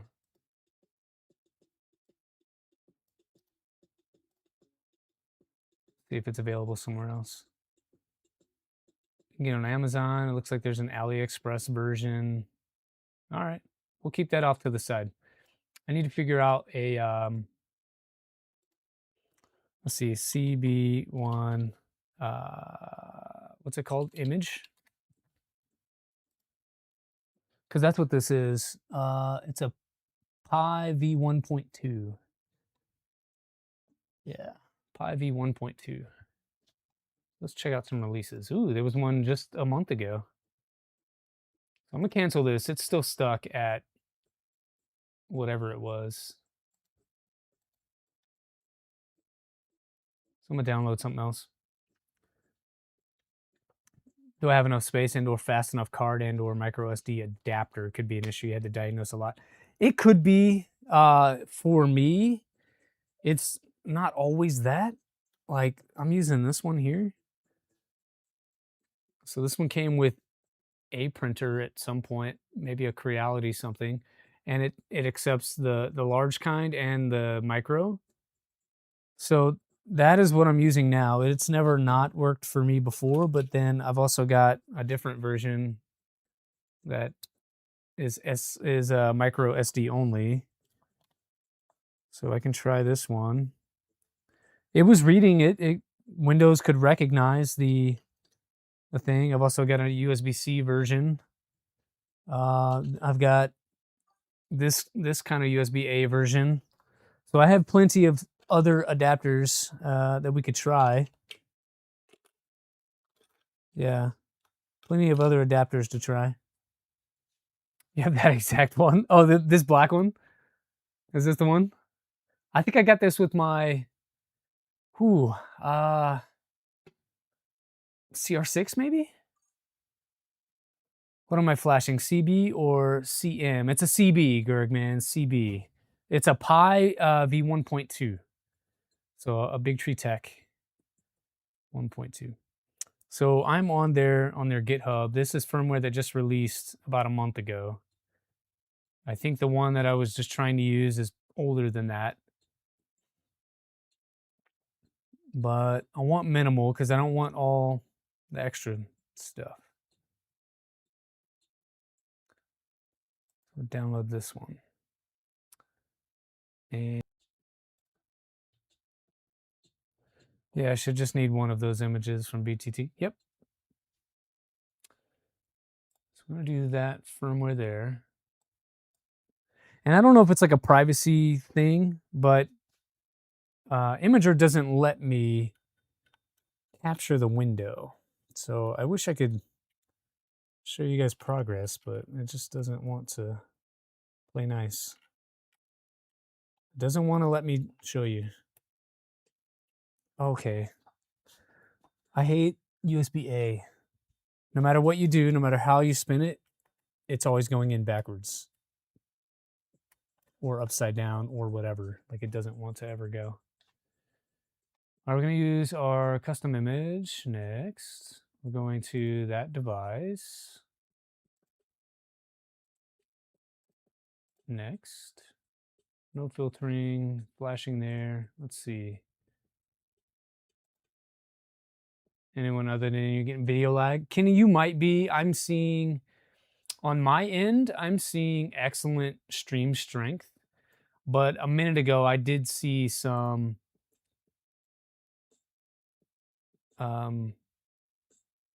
whatever you want to call it, frame rate dropping. If that fails, you could try Armbian Imager and flash Armbian. Okay. Yeah, we'll check it out. But yeah, Kenny, if you guys are having stream issues or whatever, I'll do what I can on my side. Right now, I'm seeing it as healthy. Like I'm not seeing issues.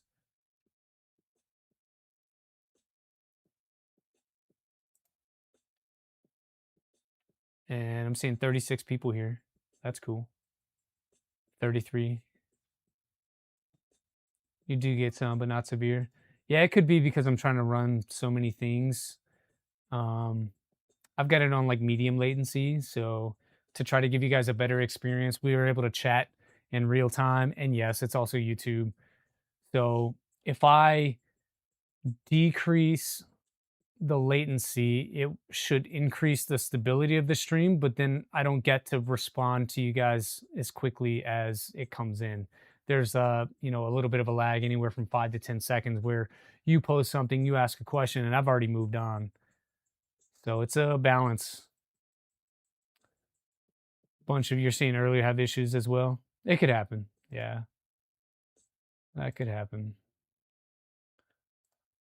I don't know who's even streaming today. I think most people are either at the Japan Fest or elsewhere.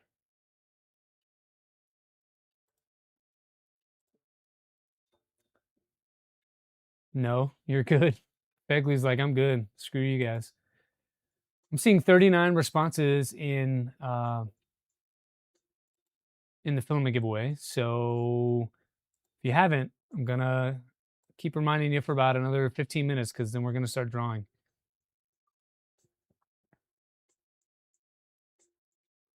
Hit and miss, not real bad. Just checking. You pay a lot for fiber. I'm so excited to get fiber. I'll tell you, like, fiber is available in some areas of where I'm going to be living in Omaha, but I'm not exactly sure if it's available in my particular neighborhood. So thanks for the reminder. That's another research project I got to do to see about what my service will look like. And then how do I get that down into a basement is the other thing. I'm not a networking dude whatsoever. So that's, again, more research I got to do to figure out. Danny, if you're still here, how did you learn editing? Because here's my challenge. I decided 8 days ago, 9 days ago, that I was going to film, edit, and release a video later this week. So as I'm trying to do all of this, I'm also trying to learn the software and have spent so much time just trying to learn what button does what and what button should I click in sequence to get the result that I want. So not saying what I'm going to release is great and fantastic. I'm not an editing genius whatsoever, but spent a lot of time over the last week or so, week and a half, trying to learn DaVinci Resolve. I'm okay to do a thing, but man, that is a learning curve I'm not ready for. Caveat that with networking. Got to do the same stuff learn how to network whatever we're trying to do, and get connectivity where I need it to be so that this streaming setup can move to its new location. If there are any recommendations from you guys on who I should watch, what I should read, um, whatever, I'll take it.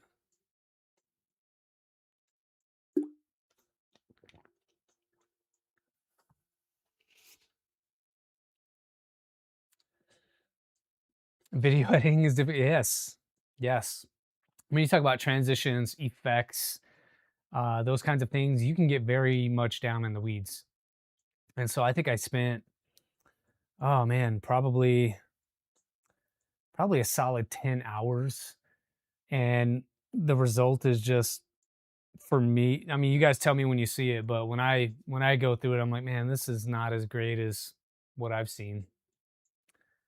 You're happy when you're seeing your house camo fiber, gotta tell Cox. Yeah. I'm not sure who we have. I think what Google Fiber is an option, possibly. I think Cox is one of them. I think Spectrum might be another one.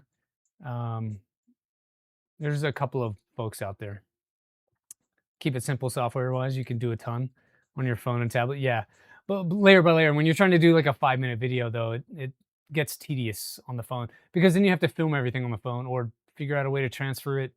But I do appreciate it. I think you're right. I'm not arguing with you. Um, I have CapCut. I've tried it on the phone is difficult for me. Cocksure a shared tap. Ooh, yeah, I don't know about that. Luma Fusion. I've never even heard of that. InShot. I've never heard of any of those. Only one I know is CapCut.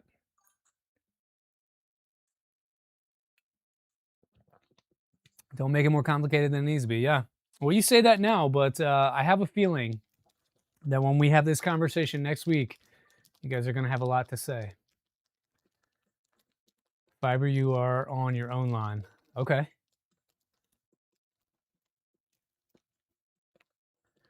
Yeah, I don't really know how that stuff works. I got to figure it out. But we've got time. I've got a whole month and some change or whatever to do what I got to do. Where these go? These go here. Yeah, I think we're gonna have to get a different imager. This is just not wanting to write today, so I'm gonna use Balena Etcher. I should be able to share that. I think. Let me open the app.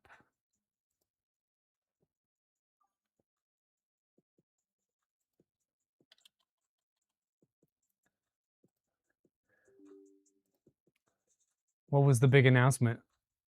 There's no big announcement. Hey, Howie. There's no big announcement.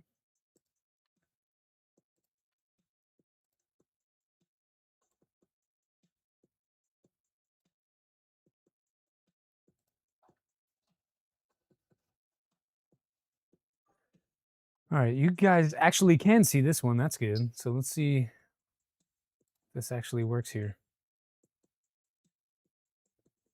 No, download, no. Do I need to extract it from an XZ? I should be able to flash it that way, right? I don't have to pull it out. I feel like I've done that before. It's just been a while.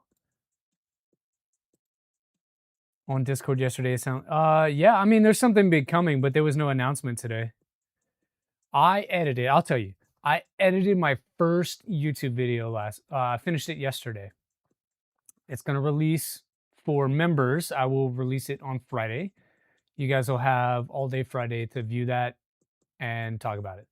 Saturday it's gonna go public, and then on Sunday we'll have a chat and chill, and we'll talk about it or we won't. You guys tell me.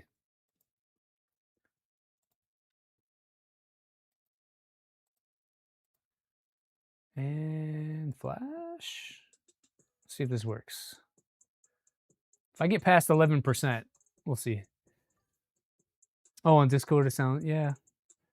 KDin Live. Haven't mastered it. KDin Live. I mean, flashing is actually moving. Maybe Raspberry Imager was the problem. This seems to be working. Cool. So let's check out some of these recommendations that you guys are giving me here, and I'll tag these for later. But Layer by Layer was saying, Steve was telling me Luma Fusion.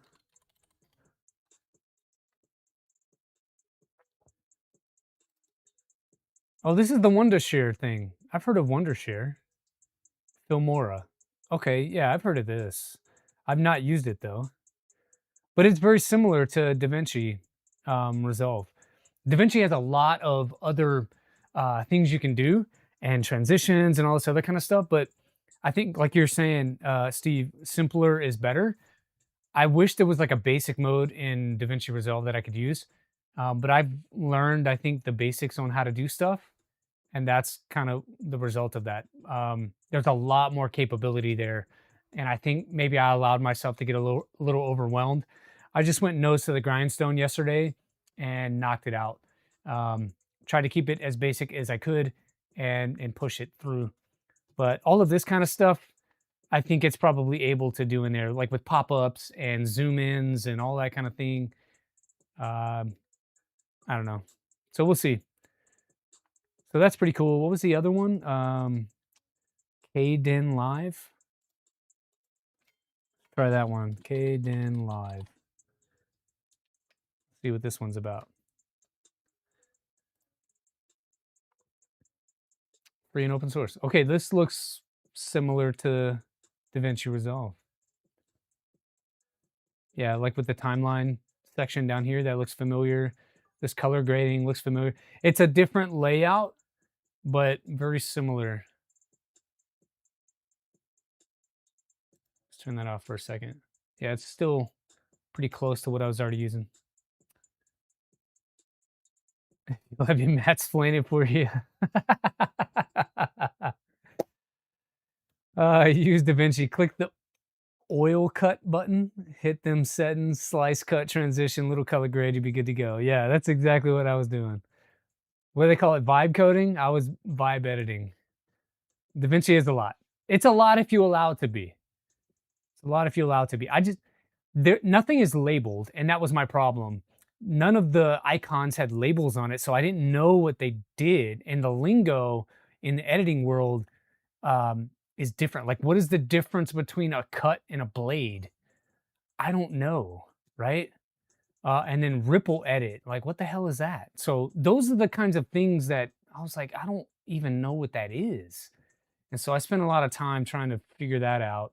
I don't think I'm there, but when things are not labeled, when things are not labeled like that, it makes it more challenging than it needs to be. People think Fusion 360 is hard, but at least the buttons have titles to them, so you know what they do when you click it. Heck yeah, we're at the validating stage. That's great. Theme cleaning carpets. Well, I mean, cleanliness is next to godliness. That's what they say. Freaking dogs, they need to do this themselves. Should have more kids, man. Get your kids to do it.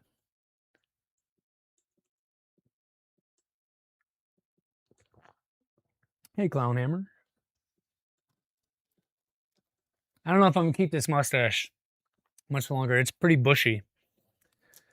Been trying to grow it out just to, I don't know, be funny, but for kids, just mopped. But yeah, it's pretty bushy. I keep playing with it.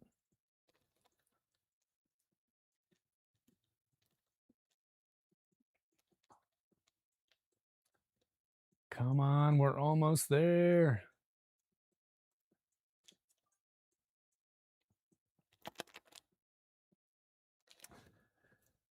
If we are successful on flashing this, I say we celebrate by giving away that filament. It's about 10 o'clock. That's roughly 2 hours in. So last call for the giveaway. I am seeing 44 people here, but 40 responses. It is still US only, so keep that in mind, but something went wrong. If it's compressed, please check the archive is not corrupted. Do I need to extract this thing first? Did I screw that up?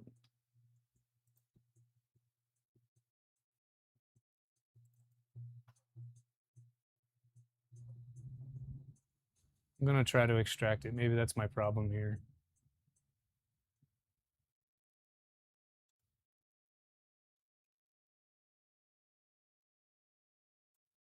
What did I do with it? There it is. You got a lot of issues with Etcher. Yeah, and only 24 likes? Come on. A couple years from retirement, you can go full beard. Gergman, I'm anywhere from 3 to 6 years away. So it'll be a while. And by the time I'm able to do it, it's gonna be gray, unfortunately. I'm already gray. Like all of this under here, when this gets a little bit longer, say I take like 3 weeks off or whatever, all under here, gray. Starting to come through here in the front too. Hey, Mr. Kevin R. You spy imager and flash the image. There's a custom. Yeah, I've already tried that. RPi imager hangs up at like the 11% mark and it won't proceed any further. So as much as I would like to follow your recommendation, it hasn't worked yet. All right, we'll try this one more time with, let me get this going, and then we'll give away some filament. So what I did was just extract that image from the .xz extension, and we'll try it again without the extension. Oh, it already kicked my SD card out. Okay. We'll put it there. Flash. Try this. RB and imager. Give it a shot. Why not?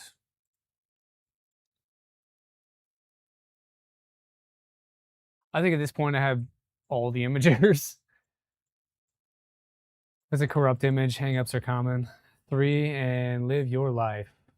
Kenny, I don't disagree with you.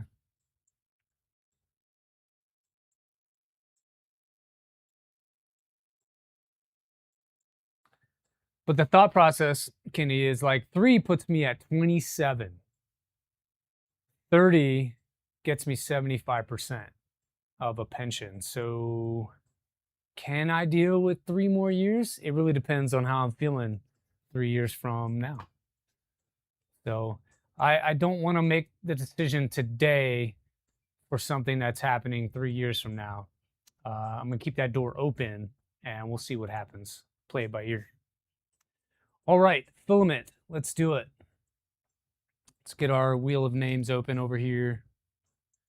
And let's see, how do I move it? There we go. And I will turn this off so we can see what's happening. And I'm going to turn off our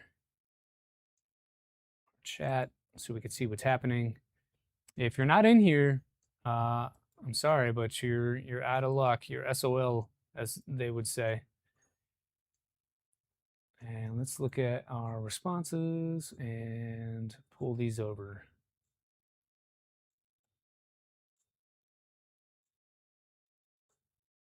So last person was Howie. Howie, you got to do better. There we go. Exactly. Age, I am 42. By the time I can actually be done 3 years from now, I'll be 45. And 48 if I go the distance, which is not that old to be retired, but I mean, you could do a whole nother 20 years doing something else and still barely be in retirement age. Net were to have options now than none later. Better, I think. Better to have options now than none later. Yeah, I don't disagree. Any more pay grade steps? Nope, I'm at the top. Makes a good difference, even if you're at that step for only a year. Yeah, I'm at the top, Chuck. Heat cycle just popped. Oh no! Hey, don't miss it out. Don't miss out on this. Don't knock it if you put in. Let's see. Are you here? Yeah, there's your name. So don't get distracted. What I need right now though is the number of times we're gonna shuffle this thing. Better. Yeah, K Fegley, I got you. It just took me a second to decipher what you were talking about.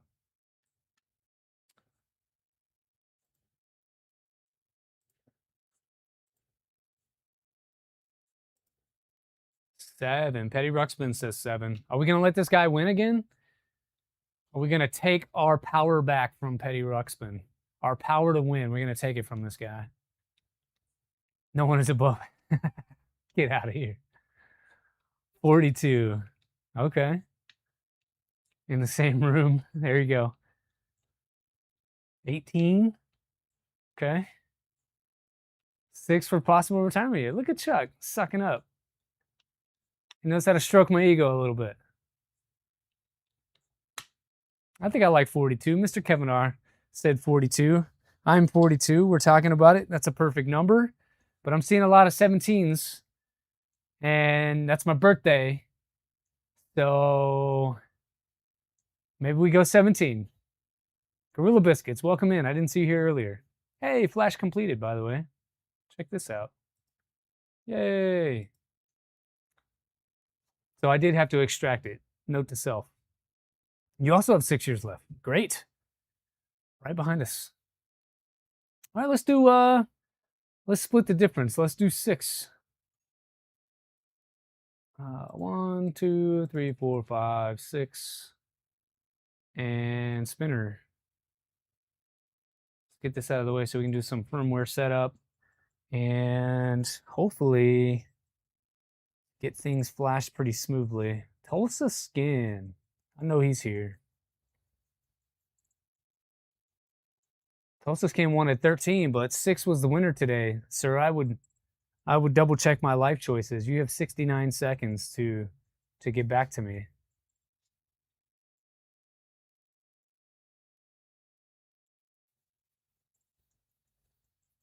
There he is. All right, sir, I'm going to send your information over to Jason and the team at LDO. They're going to reach out to you via email to ask you what color filament you want. Please make sure that you get back to them in a timely manner so that you can get your goods. If you don't hear any response from them in a couple of days, it means that I forgot to send the email. Please yell at me through whatever medium on the socials makes sense for you, and I will fix myself. Congratulations. The other caveat is that I want to see what you print with it. So throw me a picture in the Discord. I don't care what you print. Just drop it in there. Tell me your experience, what you like, don't like. And yeah, thanks for being here. Thanks for winning. He confirmed? Yeah. Your niece is VP at UNLY, and she paid the state so she can retire early in her... Ooh, that's good. That's good. That's the way to do it. Well, thanks for everyone for participating. Close some of these tabs here. All right, let's get back to our thing. So Blend Etcher is good to go. That actually worked. So I should have ejected. So let's take it out and put it back in, and then we'll see how this worked out on our Pi. UNLV, gotcha. Is that Las Vegas? Vegas is kind of cool. Where is the port on this Raspberry Pi? I think it's on this end, but my Wi-Fi antenna is kind of in the way there. So I'm going to smooth that out of the way. Yep, it's right there. So flipper upside down should go in right there. So I was actually smart and left myself some room in this area to be able to do it.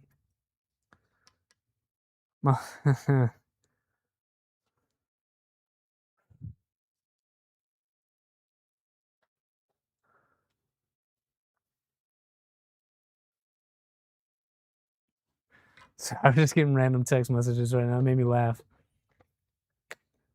The fuse is fine? What fuse?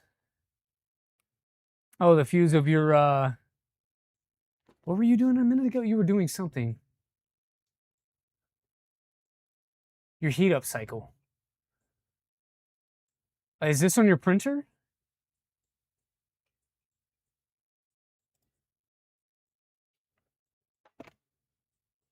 One second. I need to respond to this.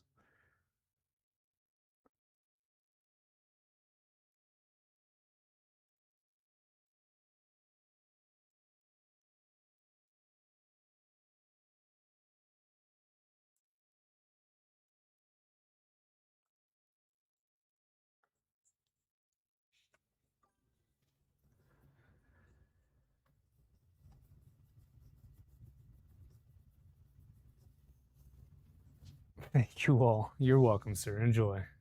Enjoy your printer or your printer filament. Okay. SD cards in. I guess we need some power. We're either going to be successful or we're going to be really mad. Downside of putting handles on top of 2.4 is that they are on the top. Ooh, don't say that. That sucks. Did not pull the trigger on a Laser Weeks sales. Waiting on your U1 first West 3 promo. Okay. Okay. Kenny, I want a laser. I would like a UV laser. That's really kind of what I want, but those are like $4.5 grand.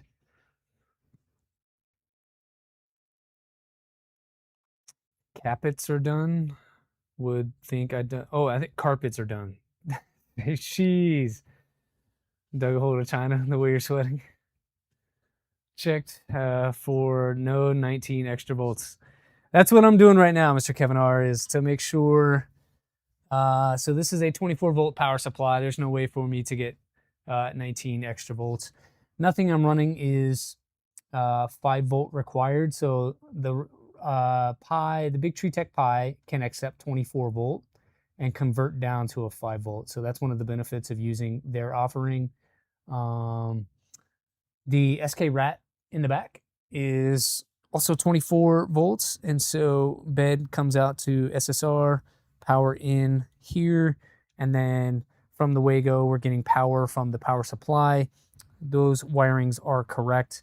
Those wirings are also correct over to our EBB 36 boards. So the V2 comes with this daughter board here. We're going to run two tool heads. So I have 2 in here for now, although there's only 1 installed. So this one, we probably do need that cable to come up and around just to, you know, finalize that whole process and allow those 2 to see each other. Those cables are right here, still bundled. I haven't taken them out, but I'm noticing that this daughter board is too close to the USB-C on the second one, and so I can't actually get the cable in there. So I'm gonna have to undo this one and move it over at least 1 square so that I can have access to this port. In the meantime, this one is available, and I can use that one to get it. I have them daisy chained between one another to transfer power easily without having to run 2 separate power lines. So I'm talking through this just to give you guys kind of my thought process on how I double check things to try and minimize any blue smoke.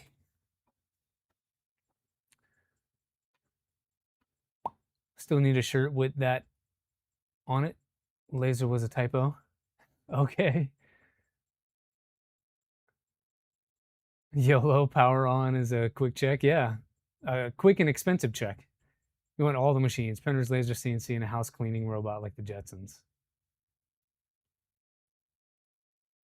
I can decipher typos. Well, so I can decipher typos, and honestly, I don't work with Marines very often at all anymore. I can decipher typos because my wife gives it to me that way all the time.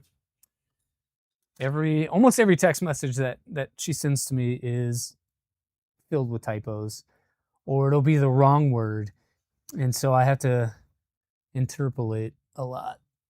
It's fun. So much fun. Okay. All the main power stuff looks correct to me. I'm not seeing anything that would cause me to be worried, I suppose.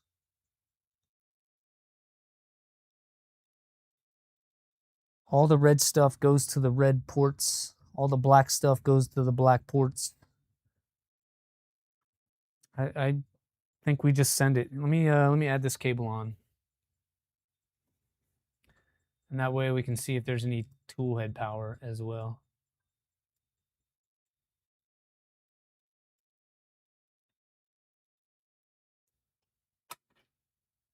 You washed out in boot camp from a hip fracture. Ooh.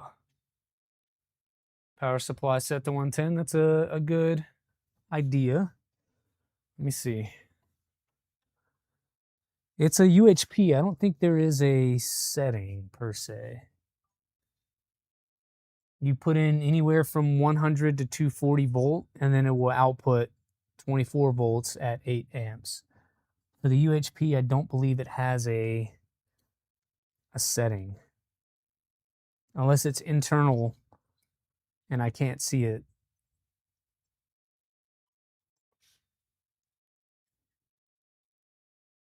Yeah, I think it's just whatever. That one always gets you. Can never spell well. Your handwriting competes with doctors. Doctors and serial killers, Kenny. You have a son-in-law in the room that is a Marine. You had to make the joke.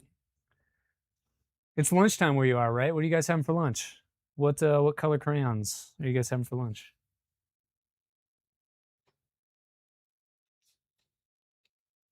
You attempted and failed at being a Marine? Well, I'll give it to him, man. Not everybody could do that job.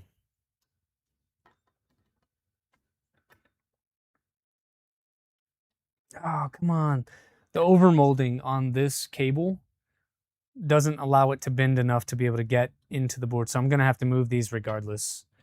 We'll deal without power. Let's do that. But, man, that's annoying. Whatever.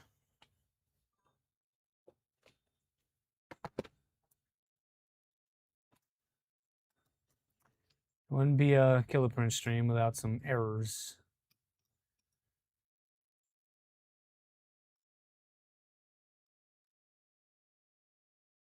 Hey, Moji.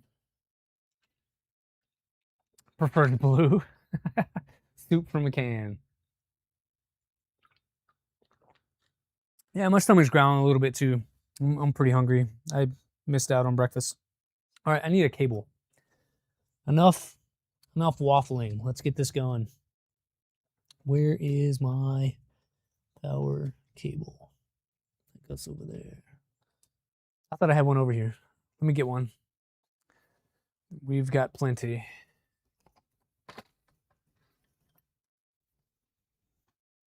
All right, power here. I think this is long enough. I hope this is long enough. Let's move the tool head cable out of the way.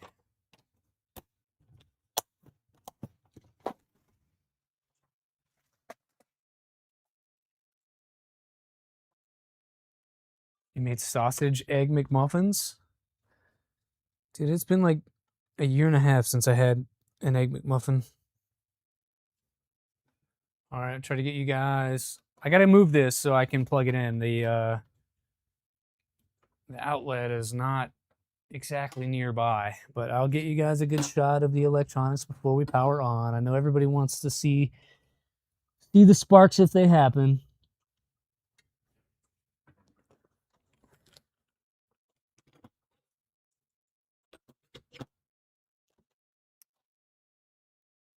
So that's about as close as I'm gonna be able to get it. Let's see if I can spin it anymore. Got some. We'll have to get you from the side here. Just the angle in this cable is a little bit short. It's only a 3 foot. All right, let's move your camera out. Go wide. We'll get you down. So if this goes sideways, get your clip fingers ready, because I'm gonna want the footage. And we're gonna plug in 3, 2, 1. Okay, I had the switch set correctly. That's good. And then should we power on now? Am I going to Murph? I can't make it to Murph, Howie. It's just not. I think Murph is in like 2 weeks or something, and I'm dead in the middle of trying to move throughout the month of June. So I don't plan to go anywhere. Smoke show makes you sad. Yeah, they can, and it makes me sad too. But I think we've double checked. I think we're ready to go. Friendly reminder to unpin the link. Thank you. I forget that every time. Thanks, Mr. Kevin R. Don't join the Down Under Maker Club. I'm trying my best. I'm trying my best. I love Phil though. All right, we ready? 3, 2, 1. You guys see the lights come on? I don't smell any funkiness. I don't see any funkiness. I'm seeing a lot of lights. So both of our EBB36 boards have power. Our Pi has a green light. That's good. Our Rat has red and blue light, so that's good. We didn't jerk it up. So I'll have to move these before we can apply power to the tool head, but that's a good start. We got some cleaning up to do. It's alive. Pixies are contained. Okay. Let's see if I can talk to the Pi though. I gotta talk to the Pi now.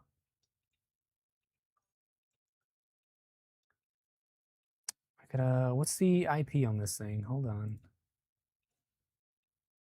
Oh, you know what we didn't do? I never went in and edited the freaking text, so it's not gonna have an IP. We forgot a very important step. We forgot to do the Wi-Fi information on the SD card for the Pi.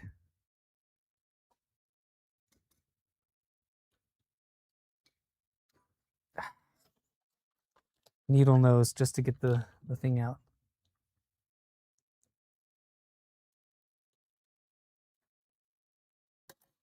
So we got to do it again. Rookie mistake. I know. I'll tell you, Kenny. So it may look like I build a lot of printers, and I do, comparatively. But realistically, we've been working on this one for like 10 weeks, maybe a little bit more because we took some time off. The last time I've flashed anything for a Raspberry Pi has been 2-3 months ago. And so I don't do it as often as one would think.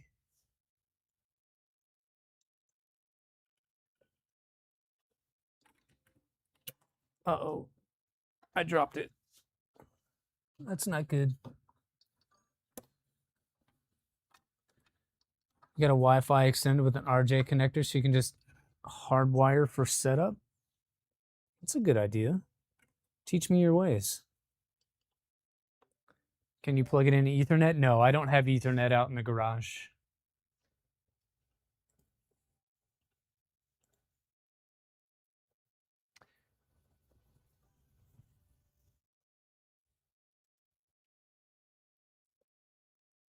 The illicit your mistake should be here all day.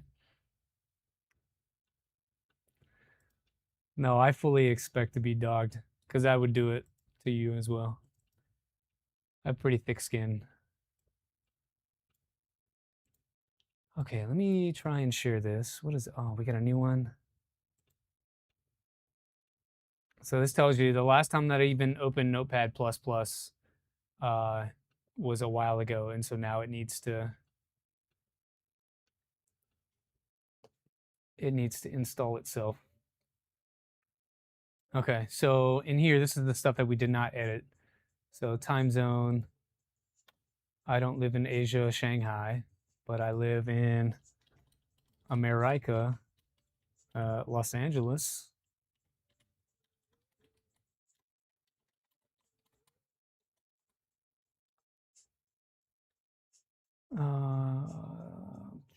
Not running a screen, Wi-Fi. I'm not going to show that to you. We'll do that here in a second. I'm not doing any of that stuff. How many printers do I have total working and can actually print right now? Don't knock it. Let's see.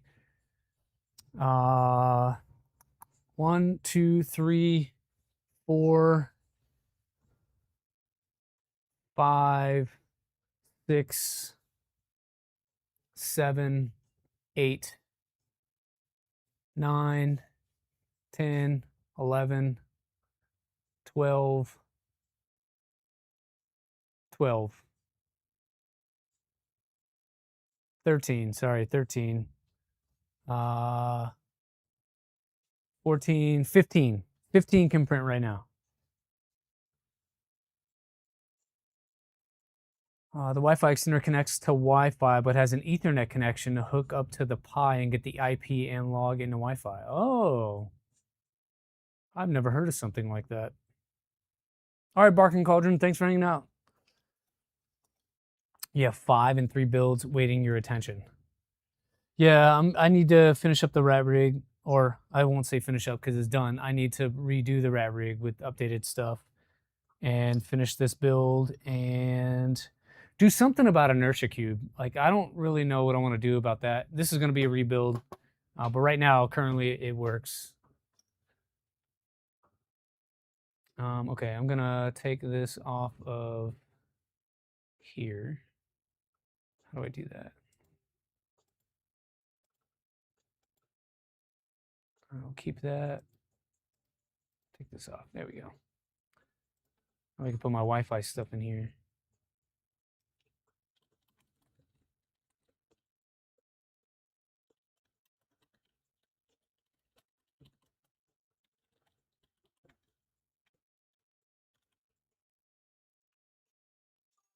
What blows your mind is I never see you drop screws like I do.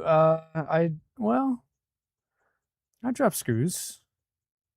I drop a lot of things.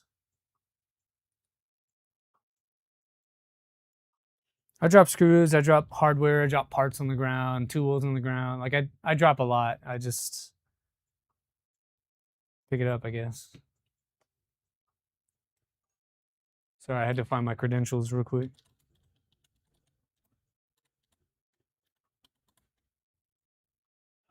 Okay, and then make sure that you uncomment these because I've done that before too, where I put in my information and then forget to uncomment it. And then here I am. I'm going to change our host name to, what should we call it? We'll call it SkeleFork, yeah?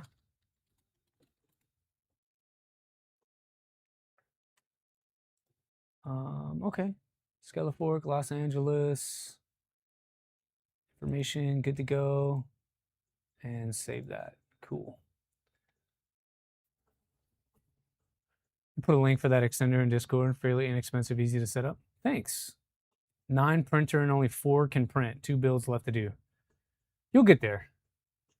You'll get there. Don't knock it. How many printers do you have ready to go right now? You're asking the question, how many do you have ready to go? 4. There. Hey, look at that. Very timely. 4 printers, 1 in building, 1 that just died during the stream. Oh no, is that the one you dropped? Call it blue cheese. Blue cheese. 3 of the 5. Okay, that's respectable. That's a pretty good rate. 60%. 11 to 13. Gergman coming through. I'm, like I said, 15 out of 25 or so. Yeah. 20. I lose track. I'm trying to get the numbers down. I'm trying to make the numbers smaller. Ditching the Formbot rails for Honey Badger, putting in LDO Z motors with backlash, a reprint of the Z printed parts. Up 4 or 5, 20 minutes ago. Sometimes it'd be like that. 505 printing. There you go. That's the way to do it, man. That is the way to do it. Okay, I did the things and the stuff. See about getting this installed. And if we can log in and get Kiao set up, then I will feel successful for today. And we can wrap stream a little bit. Try it has nasty Z artifact. Ooh, what happened to that? Is it just the way that it's like a bent lead screw or something? Like what's the hang up?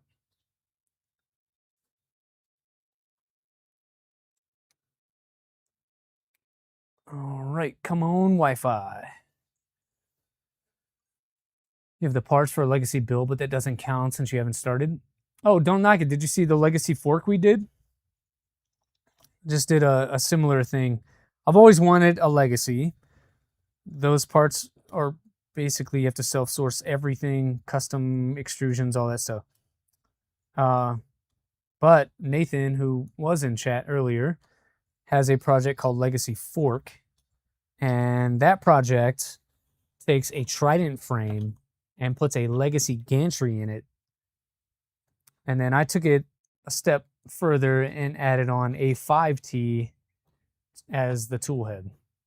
I think I may revert back to a ant head though, just for space saving, because right now I'm losing so much on X that it doesn't make it. Oh, there he is. Doesn't make it as useful. So I know he had designed it and intended it to be used with A4T or ant head, but I had to do my thing.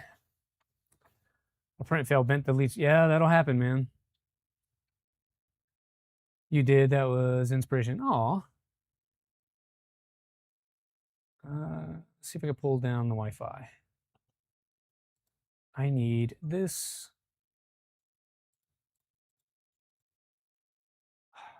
Clicked too many times. I started and stopped it all in the same click. Let's try again here.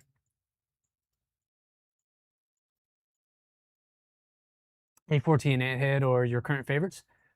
Same. Girl, same. We did ant head on this one. This is my second ant head. And then I've got A4T on the 3030 V2.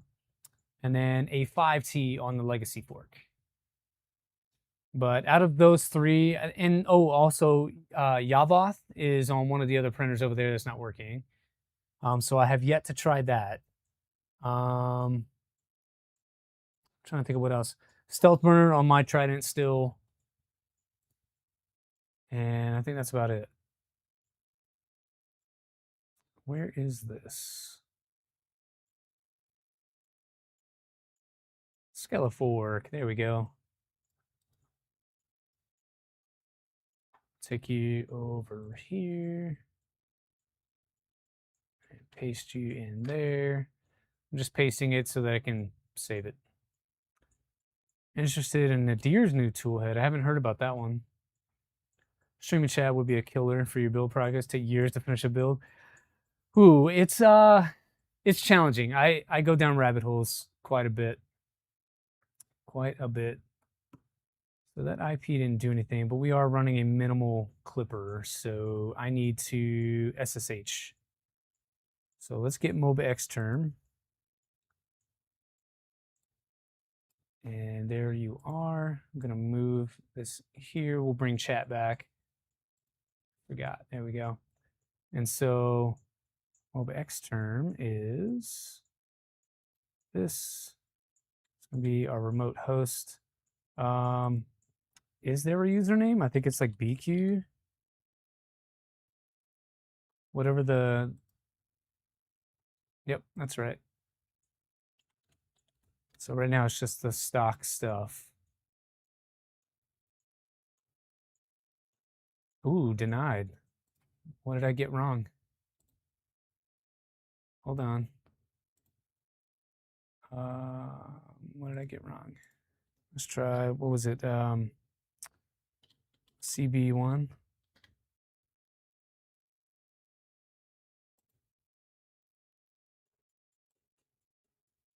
Ordinary account login as BQBQ, administrator root. Maybe I need to go in as root. Oh, minimal. Yep, that's it right there. Root. Anybody remember how to change who you're logging in as? Because right now I tried to log in as BQ and I screwed it up. We could just start a new. Yeah, we'll just start a new session. I wish I knew more about things in Linux to be able to change who I log in as.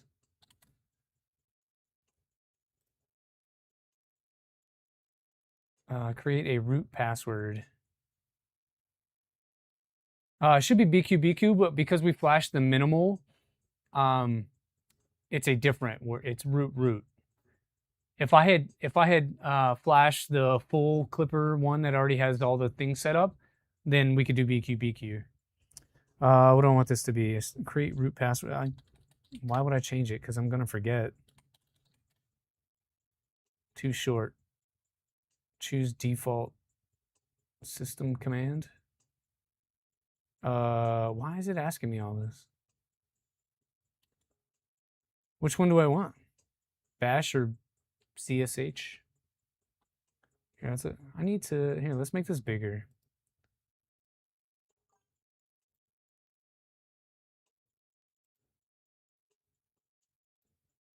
Whoa, why did that give me lines? I don't like that.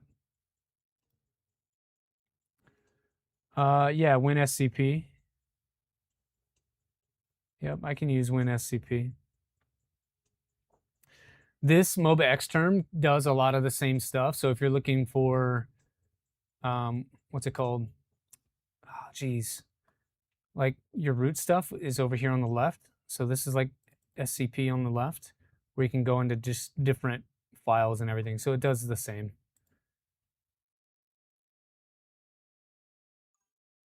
Bash is fine. I honestly don't know the difference. Creating a new user account. I think SkeleFork. What is my SkeleFork password? What's it called? It's called MOBA Xterm. MOBAXTERM. Oh, thanks, Howie. Make it pi. Oh, just do like the standard whatever. I think I'm already ahead of you.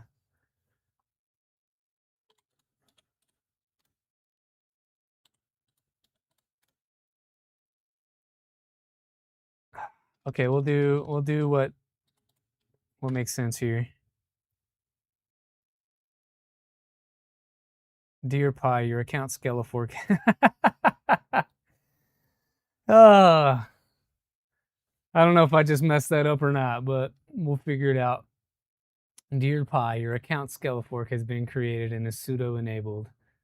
Please use this account for your daily work from now on. Sure, we'll set based on location. Don't you love Oh, I love it. It's super great. We'll do, I think we are US -8, so we'll do number 2.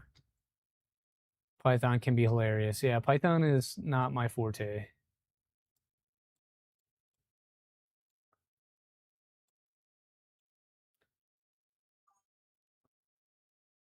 Aw, thanks. Woke up since with fever. Wow. It's all those bees. You got the bee germs now. Pink ice pack on your head with 100 temp. Good luck, buddy. You should put some honey on it.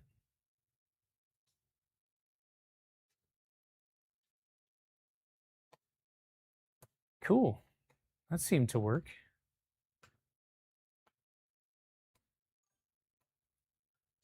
And now we need to do our Kiao stuff. So let's drop that away. Let's do some pink ice pack. Must be Germany. Yeah, it's definitely Germany. What do we Kiao?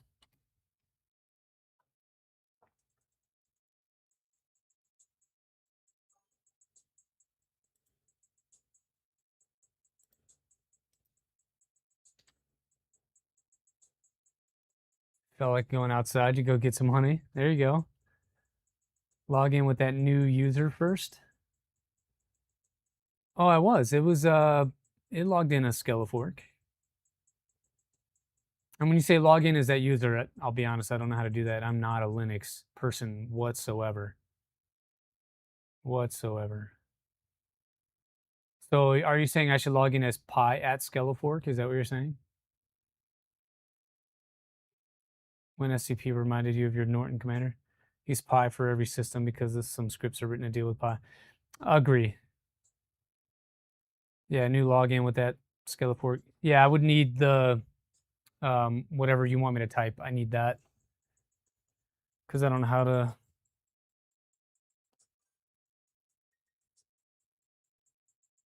Yeah, so SkeleFork is right here, but I'm logged in as root at SkeleFork. So I don't know how to log in as a different person is what I'm saying.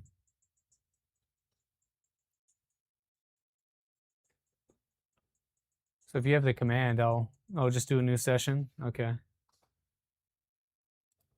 Let's do it. New session here. We'll go to our, what was the number? You guys remember?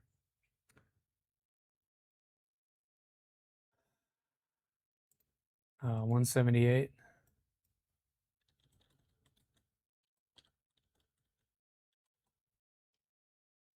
And then we can go in as pi. Is that what it was?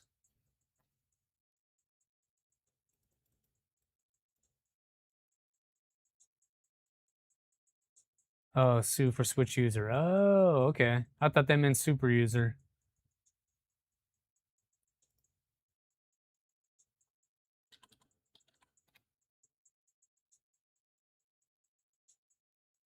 No? Huh.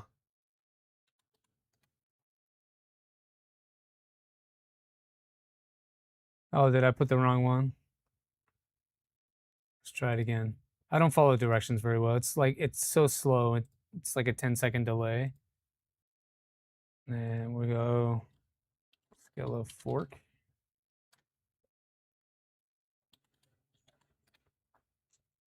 Hey, that worked.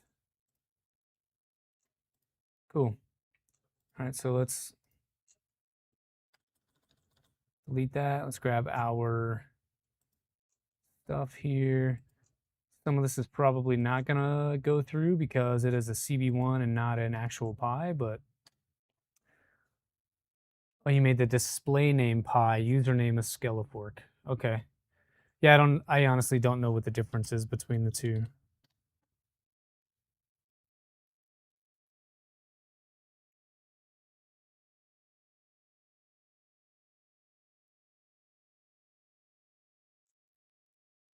All right, so that worked. And then we'll do the next one.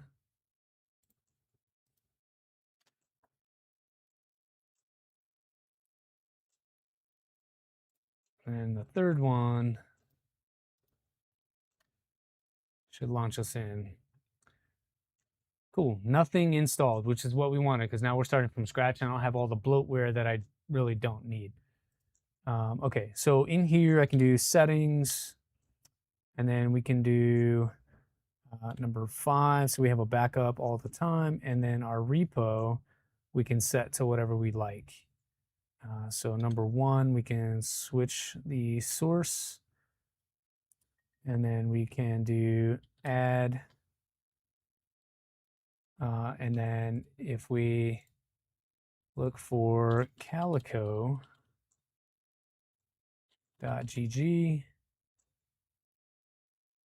it'll take us there, which will get us over to the GitHub. And here we can find our system. So we just need to add this. Sorry, I like bleeding edge. Bleeding edge. Copy that and paste that there with a right click. Default name is bleeding edge. I think I probably screwed that up. E2. Why is this not? Can I escape out of this? Display name username is like Joseph/KillerPrince. Okay, thanks. Display name is okay. You thought this Joseph Bros. Yeah. All right, so this will be bleeding edge B2. No, we're not going to save because I think I screwed it up. So we'll do this, and then I'll get rid of that piece. Ooh, select a repo. Oh, we're gonna add one. That's right. I forgot that step. We'll do this, and then we'll add just the URL, and then our branch will be bleeding edge. Hey, Chaz, what's up, buddy? Our branch will be bleeding edge v2, and then we can save it, and then we want to use that, so we'll hit number 2, and now it's flashing that without having to wipe the other one. Chaz, it's going, man. We're a little bit slow, but we're getting firmware onto the SkeleFork for the first time. I like Calico, so that's what we're doing right now, is trying to put Calico on here.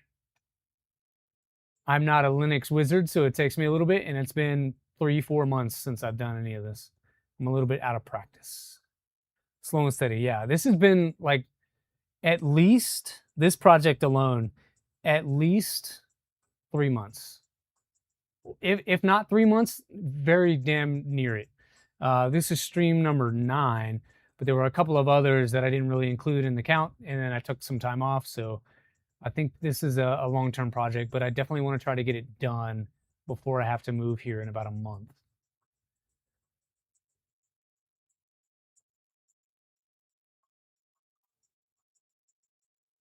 Yeah.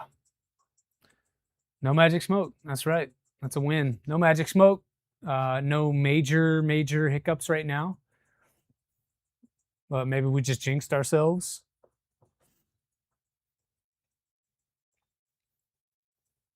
Moving soon too. Okay. Are you going far? We are moving about, oh man, 1,000 miles, maybe more.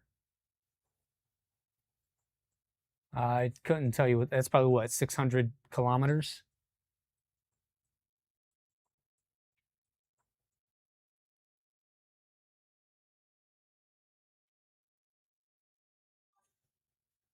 No, not far.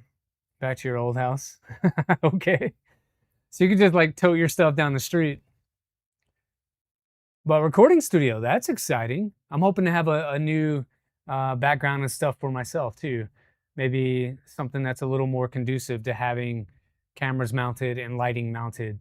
We've got a basement that has an open ceiling, and so there's a lot of places to attach cameras and lights and things. So I don't have to have stands and tripods and all that stuff all over the place.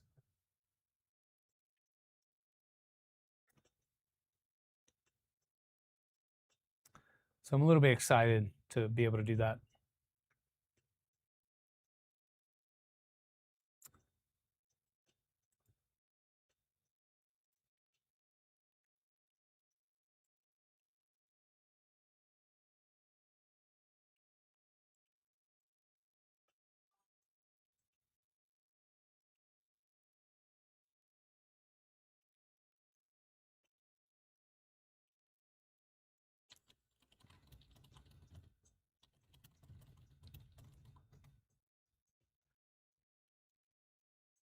Good opportunity to get a more usable, yes. Gonna get a shed outside since you won't have a basement. Do they even have basements in England? Is that a thing in the UK to have a basement? Like it's only in certain parts of America where we have that. Like in California right now, basements are not a thing. If you have one, it's because you had your house built that way, but it's not really widespread. Midwest, Northeast, definitely more common. Some houses do, but most don't. Okay. Yeah, this is the first time I've ever had a basement. Is where we're going right now. Like in the South, basements are not a thing. The water table is too low. And so unless you do a lot of work and custom build your house, probably not going to have a basement.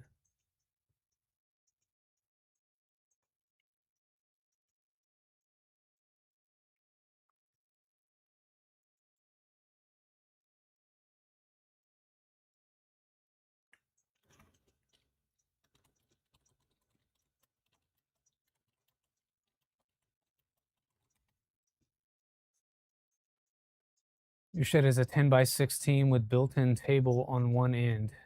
Go bigger than that.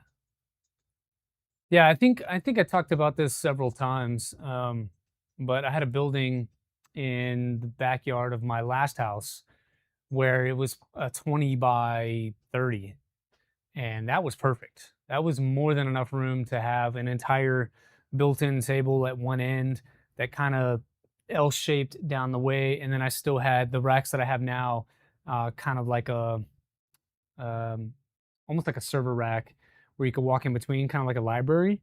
And I had printers like down this hallway that I created with our shelving racks, and that was fantastic to have. It was kind of air conditioned. It had like a window unit installed in it, but it was not heated. And I still had enough room to have a garage gym plus the whole workspace. So that was really great. Backyard is all paved and spacious and flat. Set up a really nice shed, insulate it, and some drywall. There you go.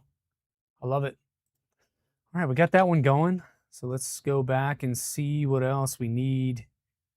Um, I need, why is it Clipper incomplete? Let's try it again. Install Clipper. Set one, example config. Sure, why not? Already exists. Are we going to overwrite? Yes. Has a double loft mini split. Hey, this is Vegas. Yeah, you need it in Vegas. I'm not far from you, and our climate is similar. I know you guys are like really super out in the desert, but we're right on the edge of the desert and get a lot of the same kind of weather.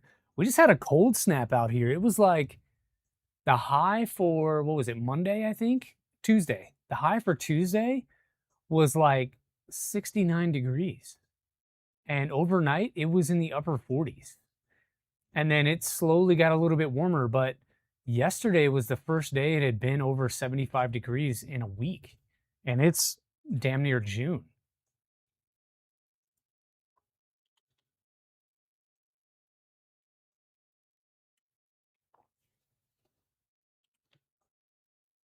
All right, that looks better. Looks like we got it that time.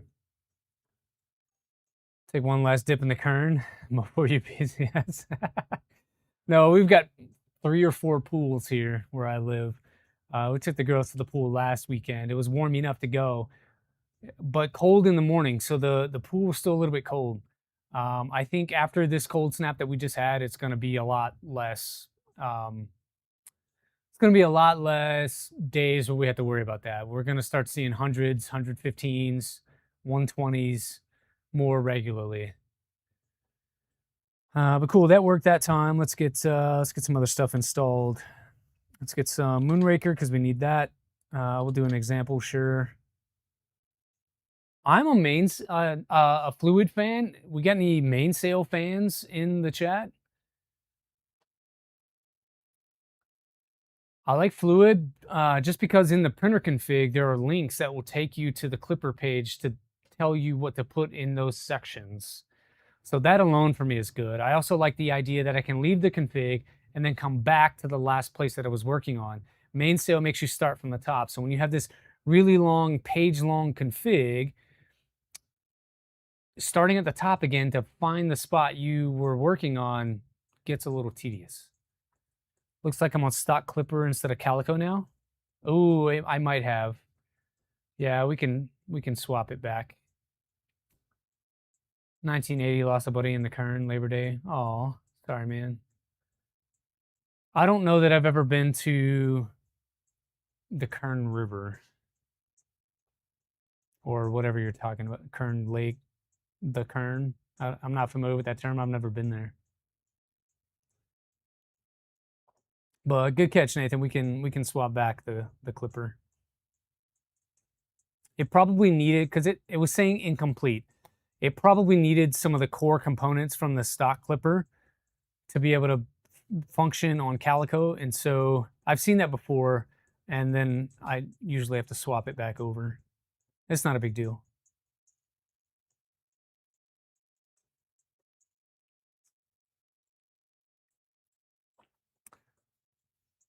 But this is the part that takes the longest, is just flashing all this stuff.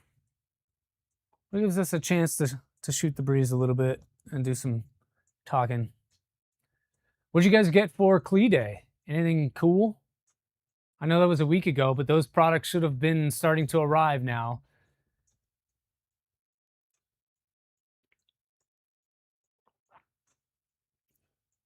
You are close to the Kern River. Oh, Bakersfield's like an hour and a half from here. So I wouldn't say I'm close. I'm about as far away from that as I am from LA. For once, I did not get any Klee Day items.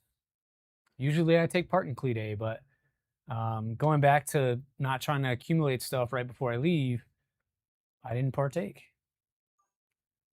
Tempted to get a Dragon Ace Volcano from JB3D, but then remembered you're broke. Dude, I got one. I got one right here. Dragon Ace Volcano. So I didn't feel the need to get another one. But I've got that. I've got a Rapido Ace ×2. I got a normal Rapido. There's a tricorn and a tube, and like I don't need that. I think that's the other thing too. I didn't really need anything.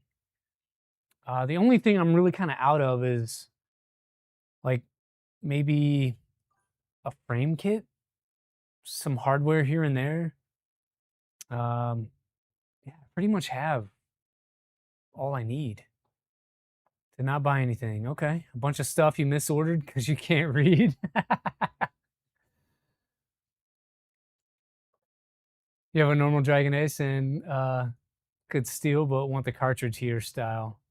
Yeah, that would be cool. I think this might be the PTC heater one. I don't remember. I don't really remember. All right, we got that. I like fluid. I didn't hear any complaints, so we're going to proceed with that. Recommended config, sure. Yep. Sender. Oh, but Chaz, I definitely still want to build a parallax. Like in my brain, I still want to do that, but I know full well that right down there, under this guy, is a shelf.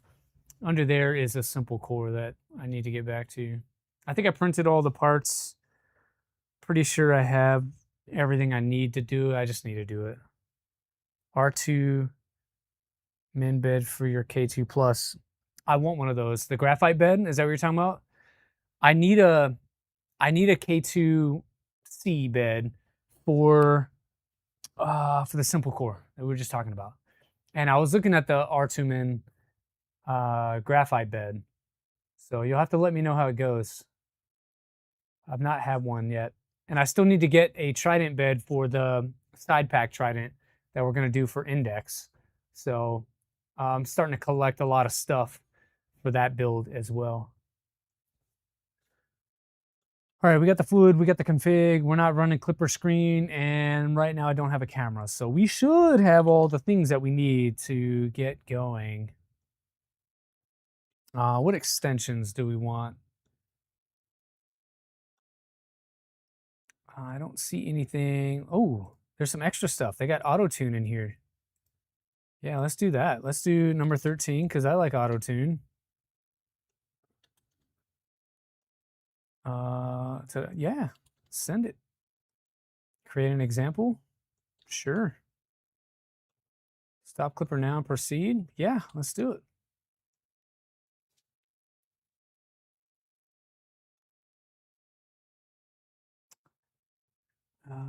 Sections only. Do not add them to permanent config contrary to official docs. While not fatal, mixing configs breaks file segments. Okay. Okay, we can do that. What else do I need? I don't need camp. I don't think. I'll go yeah, the rest of that stuff. Because I don't have a Git set up to do Clipper backup, so I'll have to do that at a different time. But I think we have the basics to get going. So let's see if I can do that. See if we can get in there. Hey, look at that. We're in, baby. You're gonna go with Rose, but this is cheaper and has everything. I don't I don't know what you mean, Kenny. Designed for open air. Someone did a enclosed parallax on printables, but if you want an enclosed printer, just build a Trident. Trident's one of my favorites. Trident's just easy. Trident's just easy. Yeah, so we're in. Very cool. Config, and then what do they need? An extruder? Yeah, so they just put like normal stuff in here, and I'll have to go in and tweak this for my own use, but yeah, very cool. Printer config should be basic, yep, and it is. Include auto tune, yeah, we could just comment that out until we get ready to use it. Oh man, Rosebud, gotcha. Yeah, I don't know that I really like the embedded magnet beds. If you do that, you can't use like a beacon. An eddy probe still it doesn't work well. So if I'm gonna go with just a normal bed, I'd rather just get like an LDO bed kit where it comes with a heater and a magnet and a build plate and it's all wired. You just kind of drop it in. Pyrocron bed is the only decent bed. I think you're right. If I can get my hands on one, they are quite expensive though. Quite expensive. I know they have without. I'm just saying, like, if I get the one without, I would rather just get the LDO one. That way, it comes with the heater. I can't speak. It's about time to wrap it up. But I think I saw what you were talking about. You said Pyrocron bed boron. Let's see.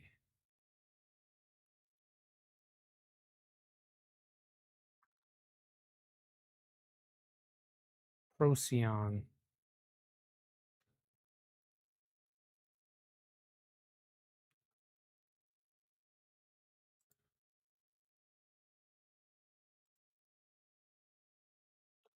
So I typed it in. This is what came up. So for a 350 bed, 164. Ultra flat, no magnets. So 164 for a 350 bed, no magnet, no magnetic sheet, no heater. And then if I do, let's just go to the old faithful here, and we look for Trident, and we look for build plate. You can get, where'd it go? Get the whole kit, right? For 350 for 154. So you save yourself $10 and it comes with the heater and a magnet, right? So it just makes a little more sense to me if I'm going to get no embedded magnets to do this. And then you said the other one is Procyon bed raccoon works. I hope I spelled it right. I did not.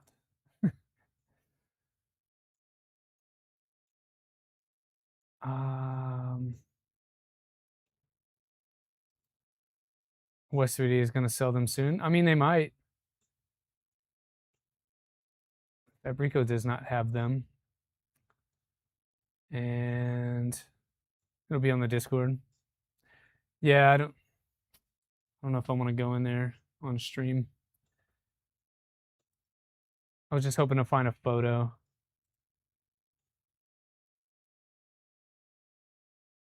Yeah. Either way, I know what you're talking about. I've seen it. Those are pricey. I'm sure they're absolutely worth it. Absolutely worth it, but they're pricey. And then I know too that this one here that Jeremy put together. That's not the right video. YouTube. He did a short about the bed at Rocky Mountain from the guys that do colored frames. So Dill Pitif. They have a bed coming out that's very similar to the Procyon. I'm not sure how to say that. Most people will not need a bed with embedded magnets unless you're going high temps. Yes. Is that the bed that yes, yep, that's the one. That's the one. So, for whatever it's worth, you guys get what your budget allows. Just make sure that you're not putting yourself in a bad spot. Built-in heaters. Well, ladies and gents, thanks for hanging out. We're going to wrap stream. We got the majority of stuff done. I need to do a config. I got to clean up some wiring. I need to eat some food. I probably need to get some rest. So thanks for hanging out for a whole 3 hours today. It was really nice having such engagement, folks to be able to talk to and that kind of thing. So I appreciate Chaz dropping in, Kenny being here, Nathan, who else? Howie. You guys really stuck it out to the end, and I appreciate that. Thanks for the help, Mr. Kevin R. Everybody has been great today, so I appreciate you all. We'll be back. Tulsa Skin, thanks for being here. Have a good one. We'll be back here next week on Sunday for sure, doing the same kind of thing, hopefully getting this project close to being finished. The config is going to be painful for Mad Max, but we'll get it printing solo first. In the meantime, look out on Friday, if you remember, for a video. That'll come out. It'll be public for everybody else on Saturday. So give me your thoughts, comment on it, like it, share it. And if we should continue doing that kind of thing, let me know. If we should not, let me know that too. Oh, and don't knock it. Have a good one. Enjoy your weeks. Don't work too hard. See you guys next week.